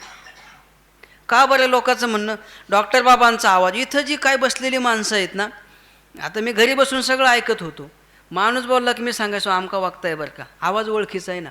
तसा आपला आवाज त्याला ओळखीचा वाटावा यासाठी विसरतो न पडावा माझा देवा तुम्हाशी. देवा तुम्हाला माझा विसर पडू नये यासाठी तुझी काय जबाबदारी आहे ना, ह्याची दान दे गा देवा. तुझा विसर न व्हावा. तुझा विसर, तूही तुला विसरता कामा नये आणि तोही तुला विसरणार नाही. आणि म्हणून यासाठी जगद्गुरु तुकोबराय सांगतात की ही सलगी जी आहे ती या अभंगामध्ये व्यक्त करताना सांगतात, देवा तुझी कृपा व्हावी आणि तुझी कृपा होण्यासाठी, तुझी कृपा आमच्यावरती होण्यासाठी आम्ही हे सगळं केलेलं आहे. काय काय केलेलं आहे? जाळोनी संसार बैसलो अंगणी ज्यावे हीनपणे कासयाच्या प्रयोजने. आम्ही हीनपणाने जीवन जगत आहोत, कोणी आम्हाला विचारत नाही, मधुकरी कधी येते, हे सगळं इथे कष्ट आहेत बरं का. कशासाठी? काय प्रयोजन आहे? केवळ त्या नारायणाची कृपा व्हावी म्हणून. तो का म्हणे कृपा करेल नारायण? मग तो नारायण बघा, हे तुम्हाला वाटत असेल हा इकडे हात करून बोलतो, पण नारायण हे नाव या नारायणाच्या उत्पत्तीपूर्वी कोणाचं होतं? त्याचं होतं. मग त्याचं आणि याचं सांगितलं तरी काही तुम्हाला हसण्याचं काहीच कारण नाही ना. त्याची कृपा झाली तर हे वर्म पडेल आणि म्हणून आम्ही त्याच्या कृपेसाठी हीनपणाने जगत आहोत. आमचं दुसरं कोणतंही प्रयोजन नाही. कासयाच्या प्रयोजने, कोणत्या प्रयोजनाने, हेतूने? कारण प्रयोजनम अनुद्दिश्य न मंदोपी प्रवर्तते. प्रयोजनाशिवाय मंदातला मंद मनुष्यसुद्धा प्रवृत्त होत नाही. आम्ही येतो की अष्टदशाला 11 वाजता, प्रयोजन आहे ना. प्रयोजनाशिवाय माणसं येतात का? गाथा नाही कळला तरी चालेल, पण प्रयोजन आहे ना. तसं प्रारब्धी संसार बरी ही मातीची थार. आमच्या प्रारब्धाने हा संसार प्राप्त झालेला आहे. आणि मग या ठिकाणी तो संसार प्रारब्धाच्या माथी मारून द्यावा आणि बरी हिमातीची थार. मग या ठिकाणी हिमातीची अर्थात जे धैर्य आहे त्या धैर्याचा थार म्हणजे आश्रय आम्ही केलेला आहे. धैर्य धारण केलेलं आहे. कशासाठी? तुझी कृपा आम्हाला प्राप्त होणारच आहे. होणार ते काही येथे अवकळा नाही. आणि जर तुझी कृपा झाली तर येथे काही होणार ते होणारच आहे, पण अवकळा येथे नाही. ही अवकळा या संसारामध्ये दुर्दशा ती होणारच आहे, पण तुझी कृपा झाल्यावरती होणार नाही. देवा होणार ते काही पण येथे अवकळा नाही. दे होणार, अवकळा का नाही होणार? तर तुका म्हणे देवे कृपा केली या बर्वे. देवाने बर्वी कृपा केली असता ही अवकळा होणार नाही. म्हणूनच आम्ही हे प्रयोजन मनामध्ये ठेवून या ठिकाणी बसलेलो आहोत. या संसाराने आम्हाला किती त्रास दिलेला आहे, किती रांडवडे घालवणी व्हारी वापुडे. संसाराचे भिडे कासा विष झाले ती. माझ्या स्वामी शरण रेगा कृपाळू वा पांडुरंगा. ठेवी अंगसंगा विश्वास या जवळी. काही न मागता भले होईल त्याची काम केले. नसावे आथिले काही एका संकल्पे. तुका म्हणे भाव पावविल ठाया ठाव. एकविध जीव ठेवील या सेवेशी. किती रांडवडे घालून व्हारे बापुडे. या ठिकाणी हा शब्द ग्रामीण आहे, अर्वाच्य आहे. शिव्या देऊन सांगतात की शिवेगाळ आपण बोलतोच तो शब्द. या संसाराने आम्हाला किती बापुडं केलेलं आहे, किती दीन केलेलं आहे. आणि या संसाराच्या भिडेने आपण किती कासावी झालेलो आहे. संसारामध्ये कोणाकोणाची भीड तुम्ही सांभाळायचा प्रयत्न केला ना तर जगणं मुश्किल होईल महाराज. एवढी भीड पडते. सांगायचं आता इथे वेळ नाही, पण एवढी भीड पडते. म्हणून बाकीच्यांची भीड ठेवायचीच नाही. माझ्या स्वामी शरण रे का. माझा जो स्वामी आहे ना त्याला शरण जा. कृपाळू वा पांडुरंगा. जो कृपाळू आहे पांडुरंग आहे आणि त्याला जर तुम्ही शरण गेला तर तो विश्वासिया जवळी अंगसंगा ठेवी. जो विश्वासी आहे त्याला जवळ आपल्या अंगसंगी अर्थात आपल्या तो त्याला जवळ ठेवतो. अंगसंगा याचा अर्थ केलेला आहे स्वतःच्या सहवासामध्ये ठेवतो. पण कोणाला? विश्वासी मनुष्याला ठेवतो. त्याच्यावरती विश्वास टाकला पाहिजे. विश्वस्यती इति रक्षिष्यती इति विश्वासा. तो रक्षण करेल असा विश्वास आहे. म्हणूनच शरण जावे सर्व भावे देवासी. तो हा उतरील पार. म्हणून या ठिकाणी त्याला तुम्ही शरण जा. काही न मागता भले होईल त्याची कामं केले. आणि एवढं आहे की त्याला शरण जा पण काही मागायचं नाही बरं का. काही न मागता भले. काही जर मागत नसाल तर हेच भलं आहे. होईल त्याची कामं केले. आणि तुमचं जे काम आहे कोणतं काम आहे? आम्ही घ्यावे त्याचे नाव. तिशी करणे आमचे काम. आपलं काम आहे त्याचं नाम घ्यायचं, मग त्याचं काम तो करील ना. मग होईल त्याचे काम केले, जे होईल ना ते आपण काम केलं असता. नसावे आथिले काही एका संकल्पे. नसावे आथिले, आथिले शब्दाचा अर्थ सांगितलेला आहे युक्त संपन्न. पण कशाने? काही एका संकल्पे आथिले नसावे. कोणताही संकल्प मनामध्ये येऊ नये. म्हणजे त्याला मागायचं तर नाहीच नाही, पण मनामध्ये संकल्पसुद्धा येऊ द्यायचा नाही. कारण का? याचं वर्म सांगतो. खरा जो भक्त आहे ना तो देवाला काही मागतच नाही. त्याला मागण्याची गरजच पडत नाही. मागण्याची आस पाहे मुखाकडे. मुखाकडे पाहिलं ना तर त्याच्या सगळ्या इच्छा पूर्ण. चिंतिल्या रोकडे मनोरथ. म्हणून मागायचं नाही. ही माग नाही ना, ही फसवी उपासना आहे. ज्या सकाम उपासना आहेत ना त्या सकाम उपासना अजिबात जन्मामध्ये करायच्या नाहीत. कारण का? ह्या उपासना फसव्या उपासना आहेत. विद्यार्थी लभते विद्याम, धनार्थी लभते धम, पुत्रार्थी लभते पुत्रान, मोक्षार्थी लभते गतिम. काहीच नाही. तुला काय करायचे ना ते कर. हा एक जन्म तुझ्यासाठी सोडलेला आहे. इच्छा करायची नाही. आणि तो कोणाला काय देईन कोणाला काय देईन, पण जे द्यायचे ना तो फक्त आपल्या भक्तालाच देतो. प्रेमदेवाचे हे देणे तो आपल्या भक्ताला देतो. बाकीच्याला मठ माड्या काय काय देईन, कोणाला शिष्य देईन, काही देईन. आम्हाला काहीच नको. आम्हाला काय दे? तुझं प्रेम दे, तुझ्या नामाविषयी असलेली आवड दे. आणि जगद्गुरु तुकोबराय सांगतात, एक कर देवा तुका म्हणे भाव, पावविल ठाया ठाव, एकविध जीव ठेविली या सेवेशी. तुका म्हणे तुकोबराय सांगतात, एकविध भाव, एकविध जी अनन्यता जो भाव आहे तो जीव सेवेशी ठेविली या ठाया ठाव पावविल. तो परमात्मा त्याच्या सेवेशी जर हा एकविध भाव जीवाने ठेवला किंवा जीवत्व ठेवलं तर तो ठाया ठाव पावविल. आपल्या स्वरूपाला, आपल्या परमधामाला त्याला प्राप्त करून देईन. आपुले पद देशी निजदासा. तो आपलं पद, आपला ठाव, त्या ठावाला या भक्ताला प्राप्त करून देईन. आणि म्हणून त्यासाठी काय करा? माझ्या स्वामी शरण रेगा कृपाळू वा पांडुरंगा. माझ्या स्वामी शरण परमात्म्याला शरण रेगा. तो कृपाळू आहे, पांडुरंग आहे. आणि तो विश्वासी माणसाला आपल्या जवळ ठेवतो. मग याविषयी दृष्टांत देताना जगद्गुरु तुकोबराय सांगतात, करुणापर अभंग आहे. बाप करी जोडी लेकराची ओढी, आपुली करवंडी वाळवुनी, एकाएकी केला मिराशीचा धनी, कडिये वागवणे भार खांदी, घालोनिया पाहे डोळा अलंकार, ठेवा दावी थोर करुनिया, तुका म्हणे नेदी गांजो आणि कांशी, उदार जीवाशी आपुलिया. तसा बाप त्या मुलासाठी किती खास्ता खातो. आता थोडंसं ग्राम्य भाषेमध्ये बोलतो बरं का. पूर्वी जे संस्कार आहेत ते जागे होतात. आता सांगत पण नाही, जाऊ द्याचे थोडेसे शब्द वेगळे आहेत. हातापायाच्या काड्या बरगाड्याच्या पिपाण्या करतो तो. म्हणजे एवढे कष्ट करतो तो, उपवाशी राहतो, पण याचं पालन पोषण करतो. बाप करी जोडी, कशासाठी? लेकराचे ओढी. ही सगळी जोड तो कमवतो ना कशासाठी? लेकराच्या पोटाची खळगी भरण्यासाठी. आपली करवंडी वाळवून, आपली करवंडी म्हणजे आपला जो देह आहे तो वाळवून त्या पोटाची जी काही खळगी भरण्यासाठी. पण कोणाची? त्या मुलाची.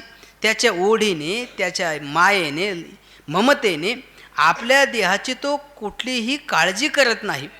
याविषयी शेवटी जगद्गुरु तुकोबराय शेवटच्या कडव्यामध्ये सांगतात. तो काय करतो? तर तुका म्हणे नेदी गांजो आणि कांशी, उदार जीवाशी आपुल्या. तुम्ही म्हणता खालच्या काडव्यामध्ये कसं काय गेला तू एकदम? त्याचं कारण सांगतो.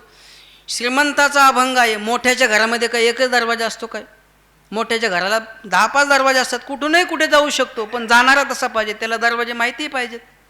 पण तो बाप आपल्या जीवावरती कसा उदार होतो की प्रसंगी आपला जीवसुद्धा देतो, पण ती संपत्ती आपल्या मुलासाठी जतन करून ठेवतो. बाप करी जोडी लेकराची ओढी, आपली करवंडी वाळवून, आपला देह वाळवून त्या मुलासाठी सगळी जोडी करून ठेवतो, सगळं जोडून ठेवतो. एकाएकी केला मिराशीचा धनी. आणि एकदम अचानक त्याला मिराशीचा, अर्थात त्याने जी मिळवलेली वडिलोपार्जित इस्टेट आहे, संपत्ती आहे, तिचा तो धनी म्हणजे मालक करून ठेवतो. काही काही मुलं जन्मताच करोडपती होतात का? पित्याने सगळं करून ठेवलेलं, यांना करण्याची काहीच आवश्यकता नाही. तसं आपणही श्रीमंताची मुलं आहोत. किती मुलं आहोत? अहो, आमच्या एका अभंगावरती काय काय लोकांनी काय काय करून ठेवलेलं आहे. काय कमी श्रीमंताचे मुलं आहोत का आपण? म्हणून आपल्याला काळजी करायचं काहीच कारण नाही. आणि म्हणून या ठिकाणी जगद्गुरु तुकोबराय सांगतात, हे सगळं जे आहे ना, एकाएकी आपल्याला त्या मिराशीचा तो धनी करून ठेवतो. कडिये वागवणे भार खांदी. प्रसंग पडला तर तो आपल्याला कडेवरती वागवतो, प्रसंग पडला तर आपला भार खांद्यावरती वाहतो. हे जसं बापाचं आहे ना, त्या भगवान परमात्म्याच्या विषयी हे सगळं लावायचं आहे. तोही आमचा बाप आहे, कृष्ण माझी माता, कृष्ण माझा पिता. तो सुद्धा या बापाप्रमाणे आपली सगळी काळजी वाहतो. सगळी म्हणजे काय? तुम्ही फक्त इच्छाच करा, पण कशी इच्छा करा, त्याची खरी भक्ती करून करा बरं का. एक महाराजांनी मला सांगितलं की आम्ही जर इच्छा केली ना, संध्याकाळी ताटाला वांग्याची भाजी असावी, बटाट्याची येण्याची काहीच ताकद नाही, वांग्याचीच येणार, पण तशी इच्छा करायची नाही. संसाराची इच्छा करायचीच नाही. हे कशाची इच्छा करायची? आपल्या उद्धाराची इच्छा करायची. भगवंताशी आपण अनन्य असावं एवढी इच्छा करावी. तर सगळं जे काही धन आहे त्याचा धनी हा मालक जसा बाप करतो ना मुलाला, तसा भगवान परमात्मा या बालकाला करतो. सगळं पाठी महाराज, पण इथे घड्याळ पुढे चाललंय ना. घालून या पाहे डोळा अलंकार, ठेवा दावी थोर करून या.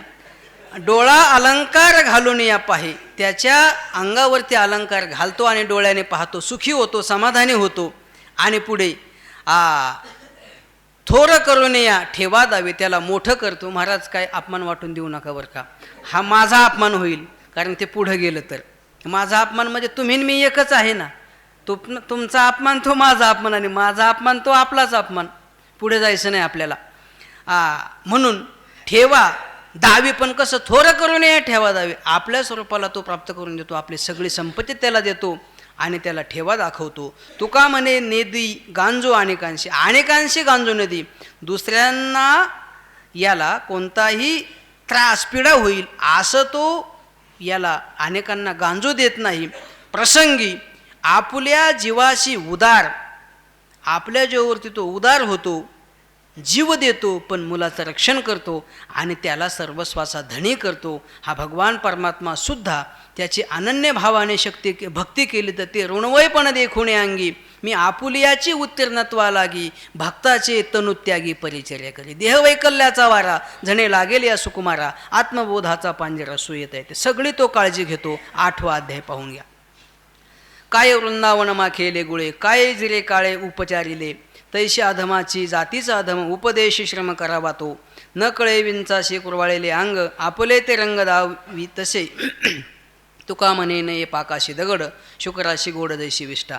जे अधम आहेत, स्वभाव दुरतिक्रम, हा स्वभावाला औषध नाही ना.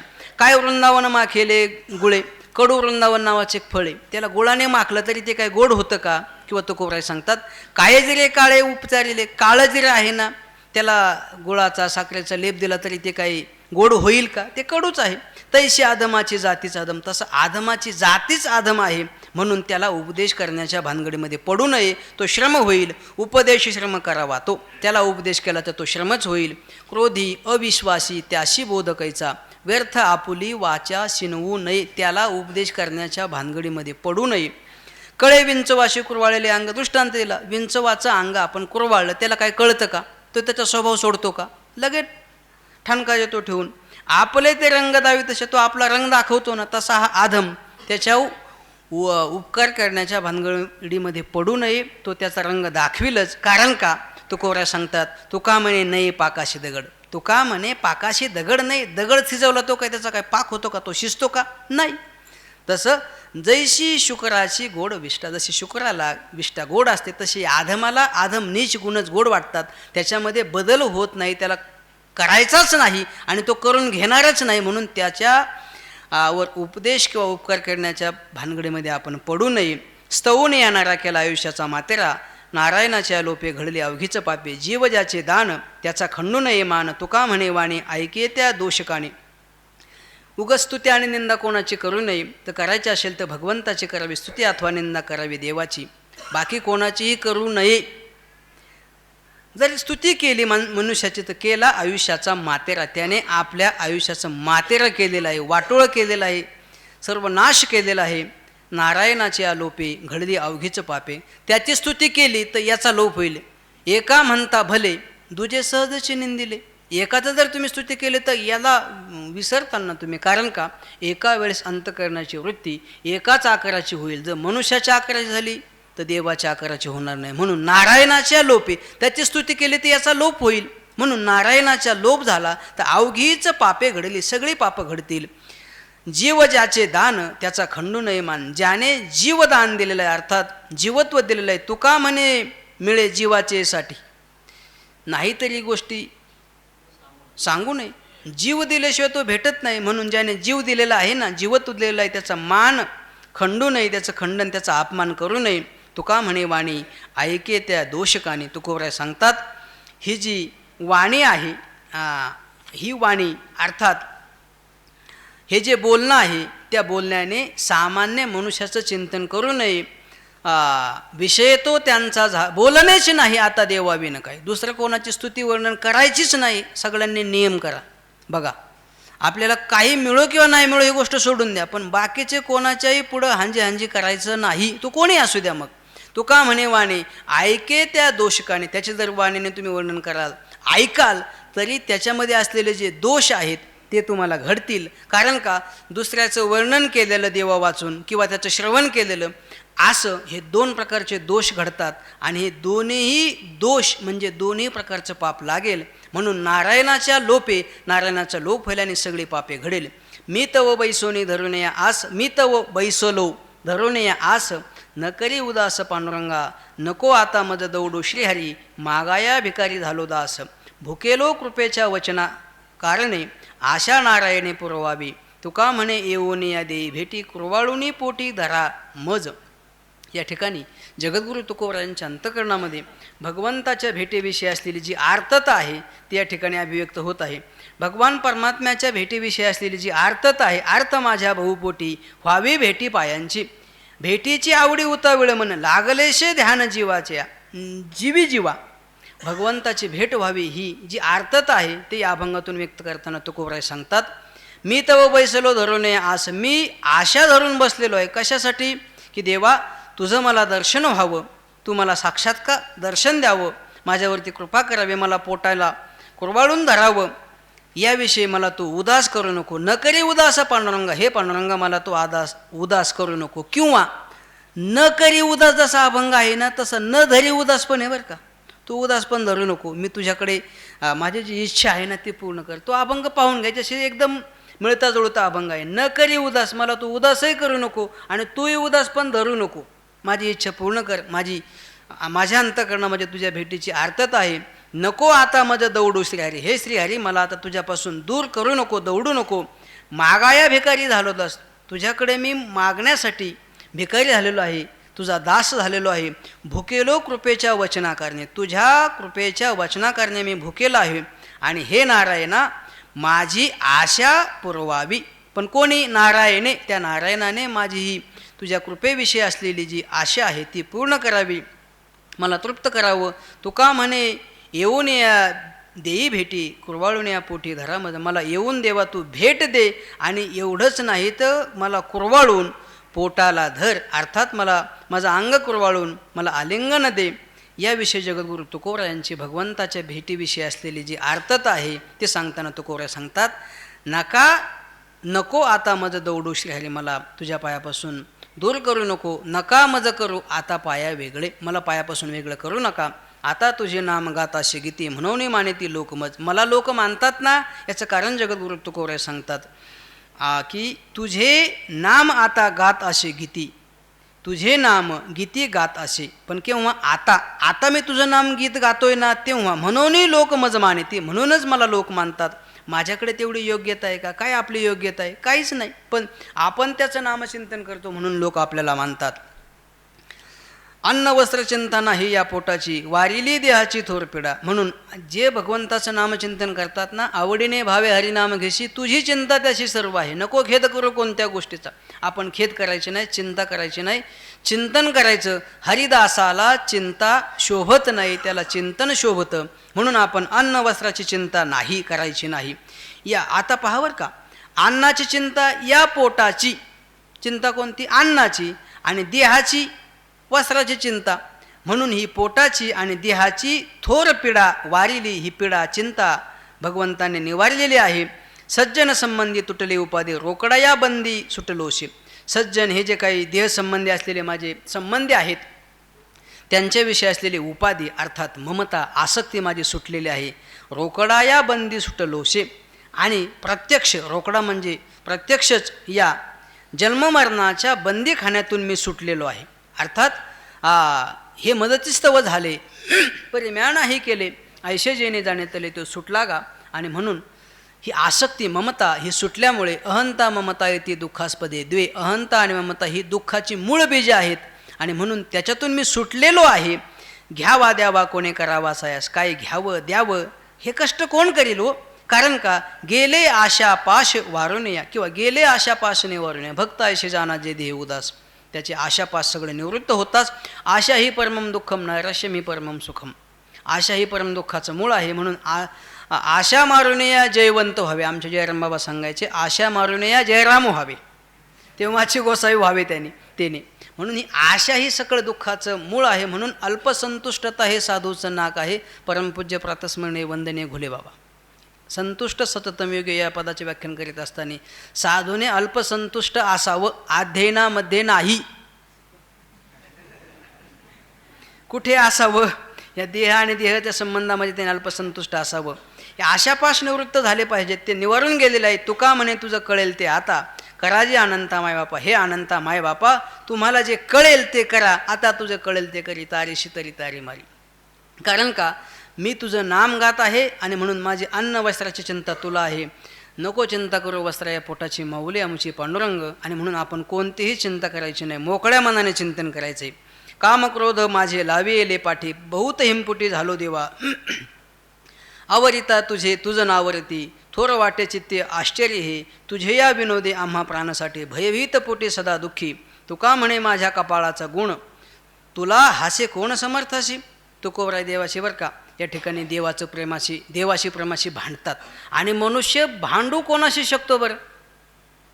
परक्या माणसाशी भांडू शकत नाही, आपल्याच माणसाशी भांडू शकतो. कारण का रोषे प्रेम दुनवटे पडियंत याचे.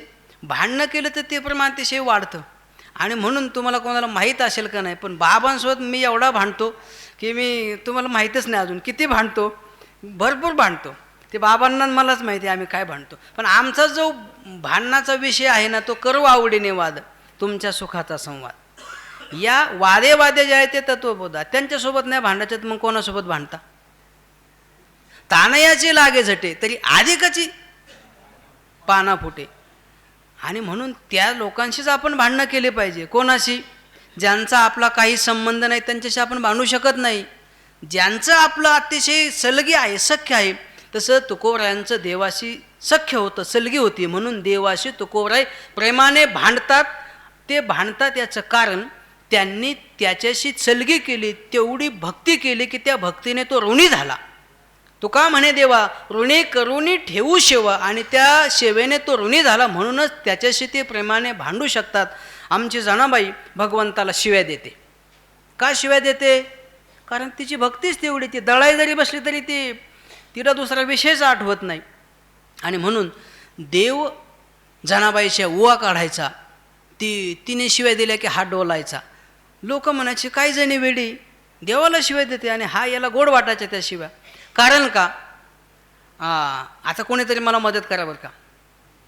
हसत असे शिव्या देते त्या गवळणी मरता जपी मरता जपी जप ध्यानी न बोले तू. अहो जपी तपी हिमालयामध्ये, हिमालय की गोदी में जिन्होंने अपनी पूरी जिंदगी बिताई लोहे का आटा पीस पीस कर, उनके सपने में भी वो भगवान नहीं आता. पण हा त्या गोपाळांच्या त्या गवळणींच्या शिव्या दिल्या तरी त्यांच्या मुखाकडे पाहायचा आणि हसायचा. का? भक्ती तेवढी होती. म्हणून त्या भक्तीचं थोरलं उदाहरण नारद महर्षींनी भक्तिसूत्रामध्ये काय दिलेलं आहे? यथा व्रज गोपिका नाम. त्या गोपिकांनी कुठे अध्ययन केलंय? कुठे अध्ययन केलंय? नाही. हे स्वरूपच असं आहे. आणि म्हणून या ठिकाणी देवाशी जगद्गुरु तुकोबराय प्रेमाने भांडतात. या ठिकाणी सांगतात की देवा कामक्रोध माझे लावेले पाठी. तू कामक्रोध आमच्या पाठी लावलेले रे. बहुत हिमपुटी झालो देवा. हे देवा त्या कामक्रोधाने मी हिमपुटी अतिशय कष्टी झालेलो आहे. आणि याचं एवढं आश्चर्य मोठं आहे की तू ते आमच्या पाठीमागे लावलेत बरं का.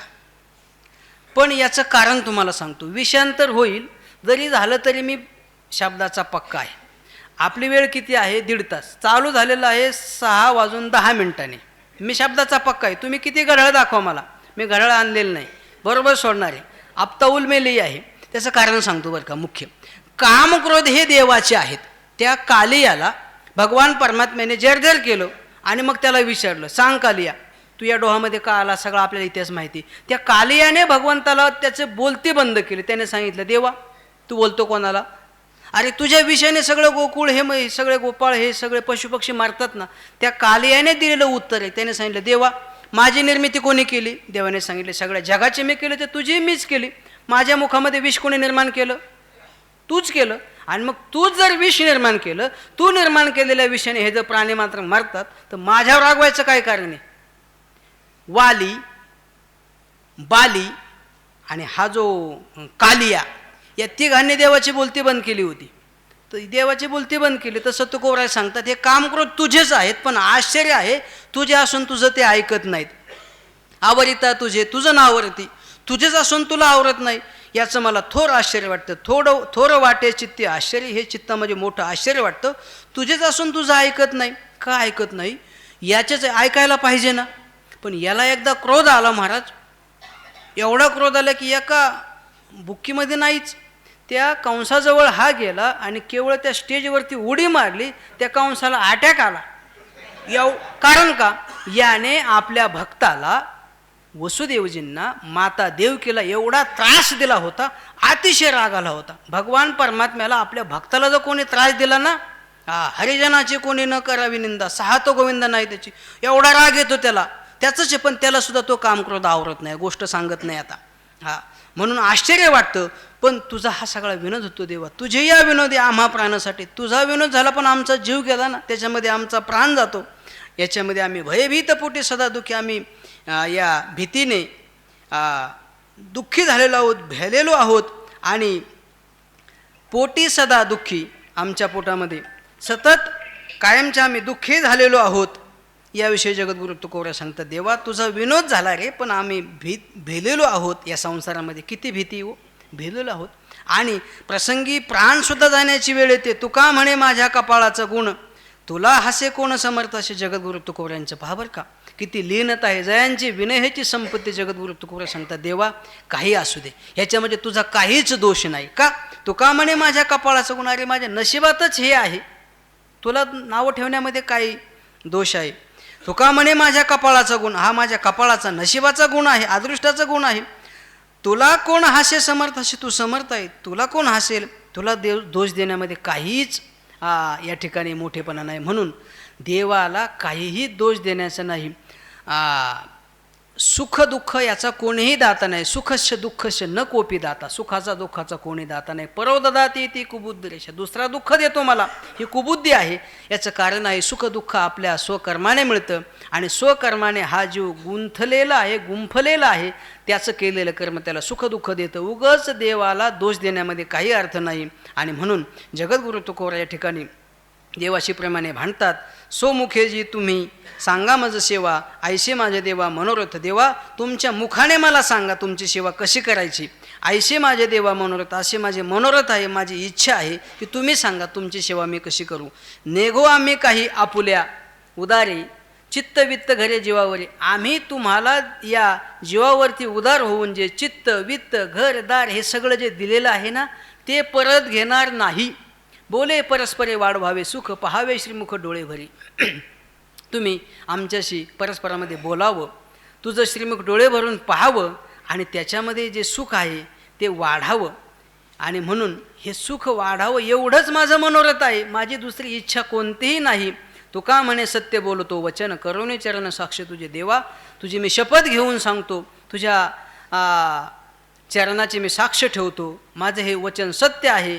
मला दुसरी कोणतीही इच्छा नाही, अपेक्षा नाही. फक्त तुझं मुख मला डोळ्याने पाहता यावं आणि जे प्रेम आहे ते वाढावं, एवढीच इच्छा आहे. बाकी कोणतंही माझं मनोरथ नाही, माझी अपेक्षा नाही. हे तुझ्या चरणाला मी साक्ष ठेवून खरं बोलत आहे. म्हणजे याविषयी जगद्गुरु तुकोबराय भगवंताच्या चरणाची साक्ष ठेवतात.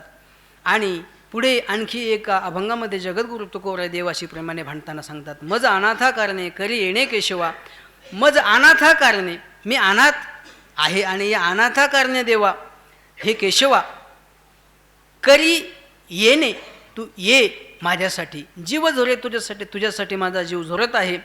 वाटपोटी पाहत असे तुझी मी मनामध्ये वाट पाहत आहे. आणि ती वाट अशी पाहत आहे की कशी पाहत आहे, जोरवणे पांढरा होऊ पाहे आता, येई पंढरी नाथा भेटावया, कन्या सासुरेशी जाय. या अभंगामध्ये सांगितले ना, तैसे झाले माझे जीवा केव्हा भेटशी केशवा, केशवा तशी तुझी मी वाट पाहत आहे, माझा जीव झोरत आहे. चित्त रंगले चरणी, माझं चित्त तुझ्या चरणाच्या ठिकाणी रंगलेलं आहे. आणि तुझं वाचूनी नर आहे, तुझ्या वाचून माझं चित्त इतर कुठेही स्थिर राहू शकत नाही. यासाठी देवा तू कृपावंत आहे, माझ्यावरती कृपा कर. आणि तुका म्हणे कृपावंता माझी चिंता असावी, तू कृपावंत आहे, माझ्यावरती कृपा कर आणि माझी सगळी चिंता तुला आहे. आणि याविषयी तुझ्या भेटीची जी माझी इच्छा आहे ना, त्यासाठी देवा हे केशवा मज अनाथा कारणे तू लवकर ये, तुझ्यासाठी माझा जीव झोरत आहे, तुझी वाट मी पाहत आहे. कासया वांचोनी झालो भूमिभार, तुझ्या पायी थार नाही तरी, जाता भले काय डोळे यांचे काम, जव पुरुषोत्तम न देखती, काय मुख पेव श्वापदांची धाव, नित्य तुझे नाव नुच्चारिता. तुका म्हणे आता पांडुरंगा विन, न वांचता क्षण जीव भला. कासया वांचोने झालो भूमीवर, तुझ्या पायी थार नाही तरी, तुझ्या पायी थार नाही तरी, कासया वाचून झालो भूमीवर. तुझ्या पायाच्या ठिकाणी जर मला जागा नसेल, आश्रय नसेल, तर कशाला जगायचं, भूमीवर भार कशासाठी ठेवायचा. जर भगवंताच्या पायाचा आश्रय केला नसेल तर त्याचा भूमीला भार आहे, त्याचं जगणं व्यर्थ आहे. आणि त्याचे जे डोळे आहेत, जाता भले काय डोळे यांचे काम, जव पुरुषोत्तम न देखती, हे डोळे पुरुषोत्तम जव न देखती, या पुरुषोत्तमाला उत्तम असलेल्या पुरुषाला जोपर्यंत पाहत नाही ना, पाहत नसेल तर जाता भले, ते गेलेलेच चांगले. काय डोळे यांचे काम, मग त्या डोळ्याचं काय काम आहे. ते डोळे म्हणजे मोराच्या पिसावरती असलेले डोळेच आहेत, तेही डोळे आणि हेही डोळे, किंवा गुडघ्याला असलेला डोळा तोही डोळा आहे, पण तो आडनावाचा किंवा नावाचा डोळा, काय काम आहे. तसं हे डोळे भगवंताचं मुख कमल रूप पाहत नसेल तर ते काही कामाचे नाहीत. काय मुख पेव श्वापदांची धाव, हे जे मुख आहे ना माझं, जर तुझं नामचिंतन करीत नसेल तर श्वापदांची धाव पेव किंवा ते श्वापदांची धाव, अर्थात या ठिकाणी धाव शब्दाचा अर्थ केलेला आहे गुहा बीळ, हा, किंवा या ठिकाणी पेव, पेव विंचवाचं पेव असं आहे ते. मग या मुखामध्ये ही जी नाथ महाराजांचा अभंग आहे पहा, नामाविन मुख सर्पाचे ते बीळ, जिव्हा नव्हे काळ सर्प आहे. ही जिव्हा म्हणजे काही साधारण जिव्हा नाही, जर मुखामध्ये भगवंताचं नामचिंतन करीत नसेल तर ही जिव्हा नाही, ती बेडकाच्या जिभेप्रमाणे डराव करणारी ही ती बेडकाची जिव्हा तशीच आहे. भागवतामध्ये असं चिंतन आलेलं आहे 3ऱ्या स्कंदामध्ये. तुम्ही म्हणताना आता भागवत सांगायला लागला का, सांगणाऱ्याचे थोडं तरी. तरवा किम न जीवंती, भस्रा किम न शुशंती, झाडे काही श्वासोश्वास करीत नाहीत का. मग आपणही श्वासोश्वास करतो, पण भगवंताचं नामचिंतन करीत नसेल तर त्या झाडाच्या श्वासोश्वासाप्रमाणे आपलेही, किंवा लोहाराच्या भात्याप्रमाणे आपलेही श्वासोश्वास कसे आहेत, व्यर्थ आहेत, जर भगवंताचं नामचिंतन करीत नसेल तर. किंवा डोळे जे आहेत ना ते त्या मोराच्या पिसावरती असलेल्या डोळ्याप्रमाणे आहेत. आणि कान हे गुह आहेत, जीभ बेडकाप्रमाणे आहे. आणि याविषयीचा निर्वाळा भागवतामध्ये 3ऱ्या स्कंदामध्ये आलेला आहे. आपण ज्याको जिज्ञासा हवे तायने वाद ऐकलेवे. पुढे सांगतात, काय मुख पेव श्वापदांची धाव, नित्य तुझे नाव नुच्चारिता. तुझं नित्य नाव जर उच्चारित नसेल, नुच्चारिता म्हणजे उच्चारण करत नसेल, तर ते मुख नाही, ते जिव्हा नाही, तर ते काळसर्प आहे, त्याचा काही उपयोग नाही. तुका म्हणे आता पांडुरंगा वीण, न वांचता क्षण जीव भला. महाराज ज्ञानेश्वर माऊली. तुका म्हणे आता पांडुरंगा विन, पांडुरंगा वाचून जर माझं जीवन जगत असेल मी, तर मग काय ते जगणं नाही, तर ते काय आहे, मरणच आहे. त्याच्यापेक्षा आगी लागोतया सुखा जेने हरी नये मुख. त्याला काय जाळायचं का, भगवंताचं नामचिंतन होत नसेल तर ते जगणं नाही. न वांचता क्षण जीव भला, त्याच्यापेक्षा. पण मी वाचतो ना, हां वांचतो. नाही सगळे नको. न वांचता क्षण जीव भला. हा ठीक आहे ना, तो आहे ना. पण वाचता, वाचणे शब्दाचे अर्थ दोन आहेत. मग असे सांगून गेलो. आता मी अभंग वाचले, असं वाचायचं का तिथे? मग तुम्हीच सांगा आता. हा मग तो मी की तुम्ही उच्चार केलेला नाही असं म्हणू नका. केला की नाही सूक्ष्म सांग. हा मग मी ते स्पष्ट सांगितलंय, फक्त एवढंच आहे. No compromise. हे असंच आहे. तुका म्हणे आता पांडुरंगाविन. तुकोऱ्या सांगतात पांडुरंगाविन वाचता. जर मी वाचत असेल, वाचत असेल तर ते माझं वाचणं नाही. एक क्षणभर जरी जीव असेल ना, एक क्षणभर जरी जिवंत असेल तर ते नको. अटत यद भवान नन्य काननम त्रुटीर्युगा येते त्वाम अपश्यताम. एक क्षण डोळ्याची जी पापणी आहे ना, ती जर पडत असेल तुझ्या दर्शना वाचून तर ती युगाप्रमाणे आहे. आणि म्हणून जावो माझा प्राण तत्क्षणी, एवढी अनन्यता या जगद्गुरु तुकोबारांची भगवंताविषयी आहे. आणि जगद्गुरु तुकोबार सांगतात पांडुरंगा वाचून एक क्षणभर जरी जीव नाही जगला तर बरं होईल. आणि पांडुरंगा वाचून जर जगत असेल तर ते जगणं नाही, त्याच्यापेक्षा मरण भले. आणि म्हणून अशी जी आर्तता आहे ही जगद्गुरु तुकोबारांनी देवाची केलेली भक्ती, त्या भक्तीमुळेच आहे. भगवान करो जगद्गुरु तुकोबार देवाशी प्रेमाने भांडतात. याचं कारण जगद्गुरु तुकोबारांनी केलेली देवाची अनन्य भक्ती, ज्याला एकविध भक्ती म्हटलेलं आहे, ती भक्ती मरणाच्या अव्यवहित पूर्वक्षणी का होईना आपल्या सगळ्यांच्याकडून घडावी एवढंच मागणं मागतो. आणि माझ्या वाणीला विराम देतो. याविषयी जगद्गुरु तुकोबारांनी जे मागणं मागितलेलं आहे, विसरतो न पडावा माझा देवा तुम्हाशी, तसं भगवंताला आपणही मागणं मागायचं की देवा तुझा आम्हाला विसर पडू नये, यासाठी आम्हालाही तुझा विसर पडता कामा नये, असंच आम्हाला तू दान दे. आणि एवढं मागणं मागून या वाणीला विराम देतो. पुंडलिक वरदा हरी विठ्ठल श्री ज्ञानदेव तुका सद्गुरु ज्ञानेश्वर महाराज की जय.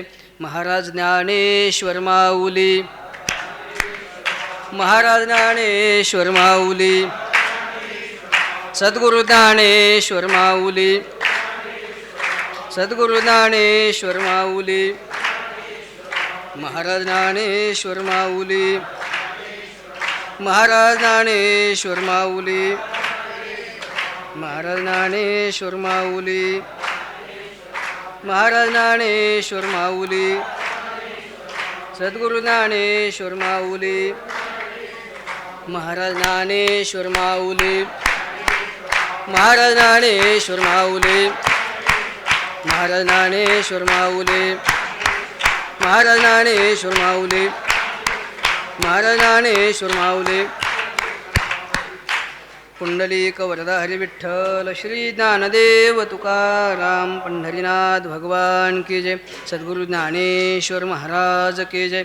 जगद्गुरु तुकाराम महाराज की जय. सद्गुरु जोग महाराज की जय.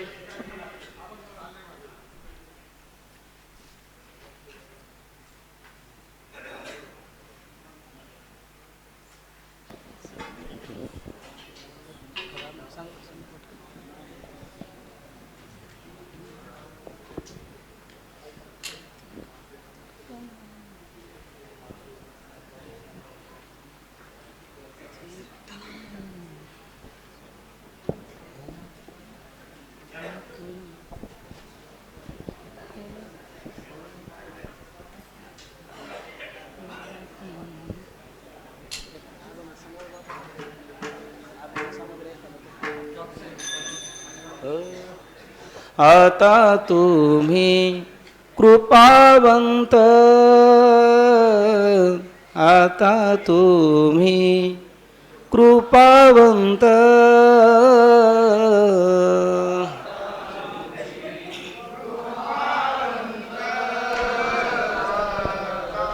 तुम्ही कृपावंत. साधू संत जीवाला ग, साधू संत जीवाला ग, गोमटे ते करा माझे, गोमटे ते करा माझे.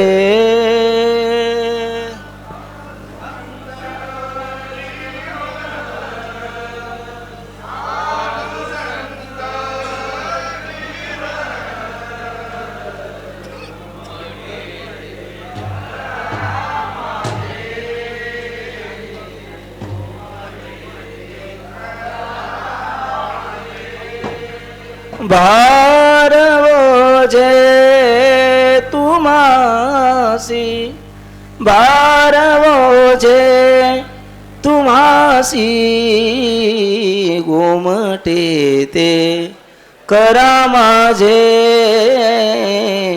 गोमटे ते करा माझे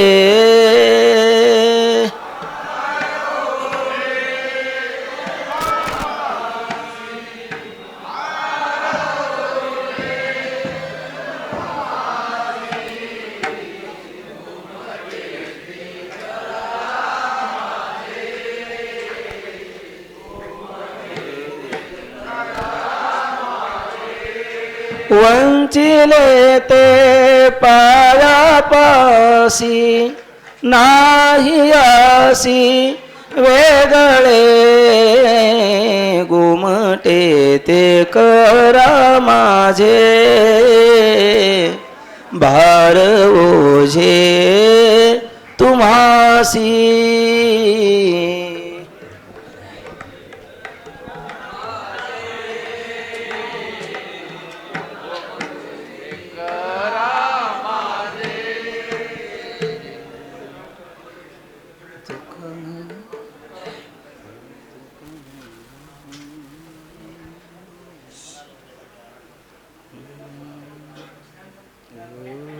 तुका मने सोडल्या गाठी दिली मिठी पायासी गोमटे ते करा माझे भार ओझे तुम्हासी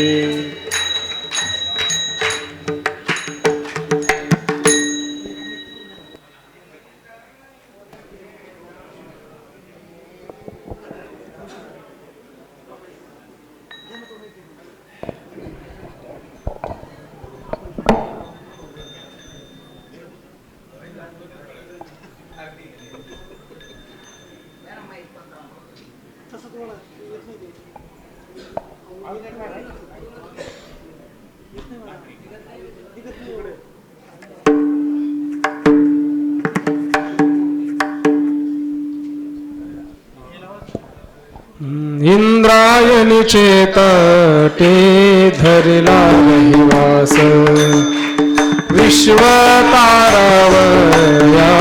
लक्ष्मी निवास ज्ञानेश्वर रूपे धरिले निज वेश वर्म जाणे तया सद्गुरोपदेश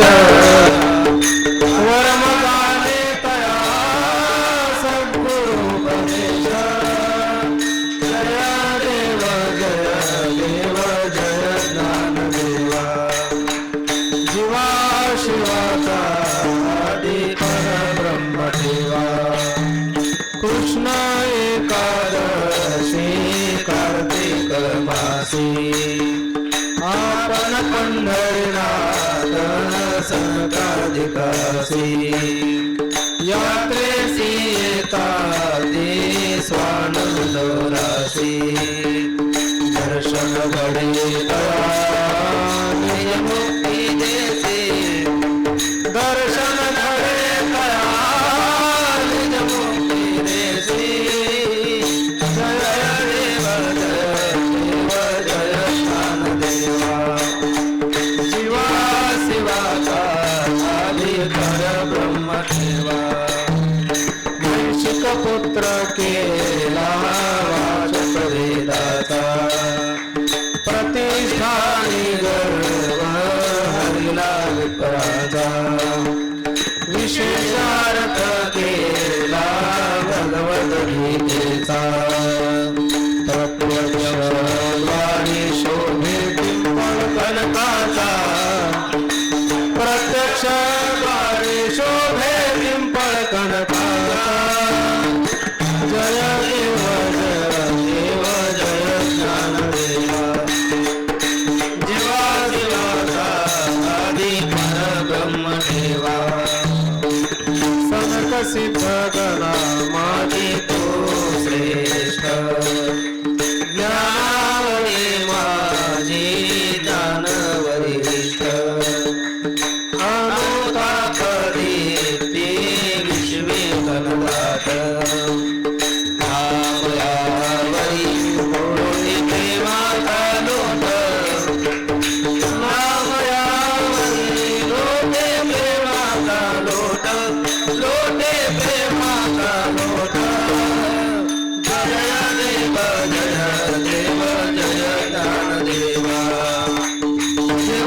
विलासा आदि परब्रह्म देवा भानुदासाचे गुणी महाविश्वराव क्षेत्र प्रतिष्ठान वसी गोदा तीर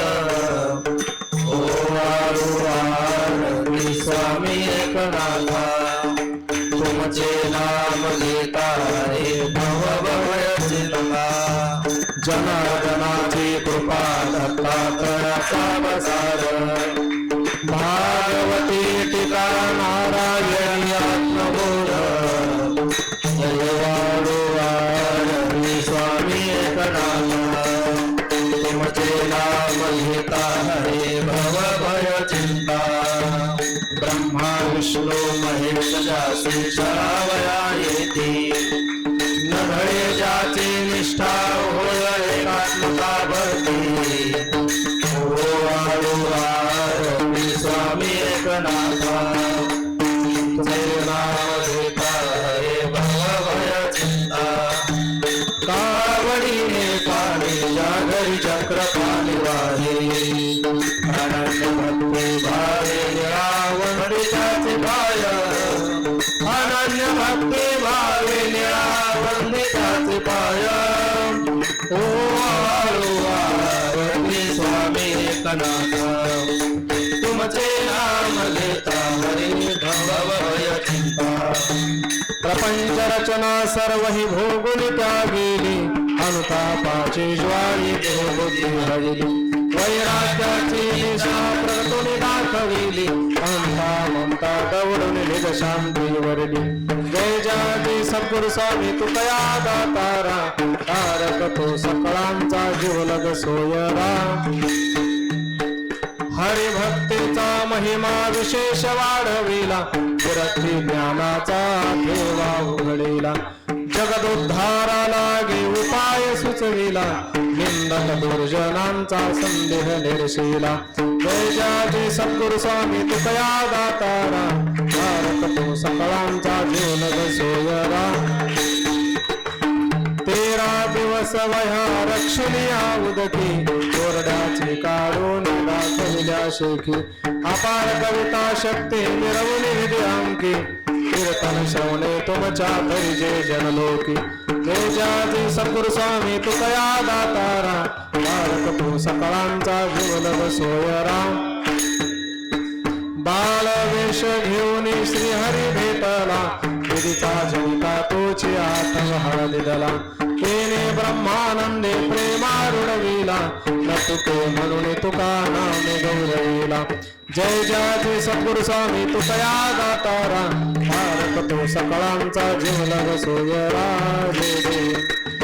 प्रयाण काळी देवे विमान पाठविले कलिच्या काळा माझी अद्भुत वर्ग मानव देह घेऊन विविधा मागेले मने सकळ संता पोषविले जय जाती सद्गुरु स्वामी तुकया दातारा तारक तो सकळांचा जीवलग सोयरा जय जय जय गाडी मोडांगण वंदिन्य चरण डोळ्याने वाहे प्रेमे आलिंगन आनंद पूजन भावे वाळीन म्हणे नामा हर रकुमाई गोपा अकल्पायुष्य व्हावे तया कुळा कल्पनेची बाधा न हो कोणी काळी अहंकाराचा वारा न लागू राजसा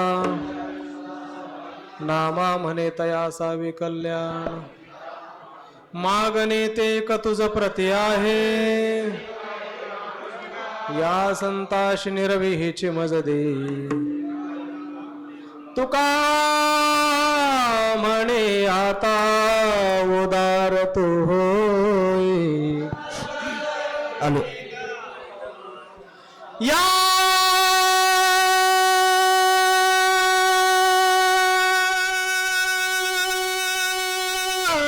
संतासी निरवी हेची मज दे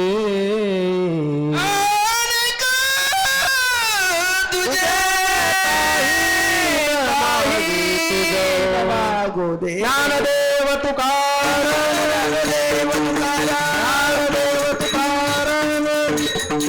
ज्ञानदेव तुकाराम तुकाराम तुकाराम तुकाराम तुकाराम पुंडलिक वरदारी विठ्ठल श्री ज्ञानदेव पंढरीनाथ भगवान की, माऊली ज्ञानेश्वर महाराज की, जगद्गुरु तुकाराम महाराज की, सद्गुरु जोग महाराज की, सिद्धेश्वर भगवान की, इंद्रायणी माता की, नमः पार्वती पते हर हर महादेव.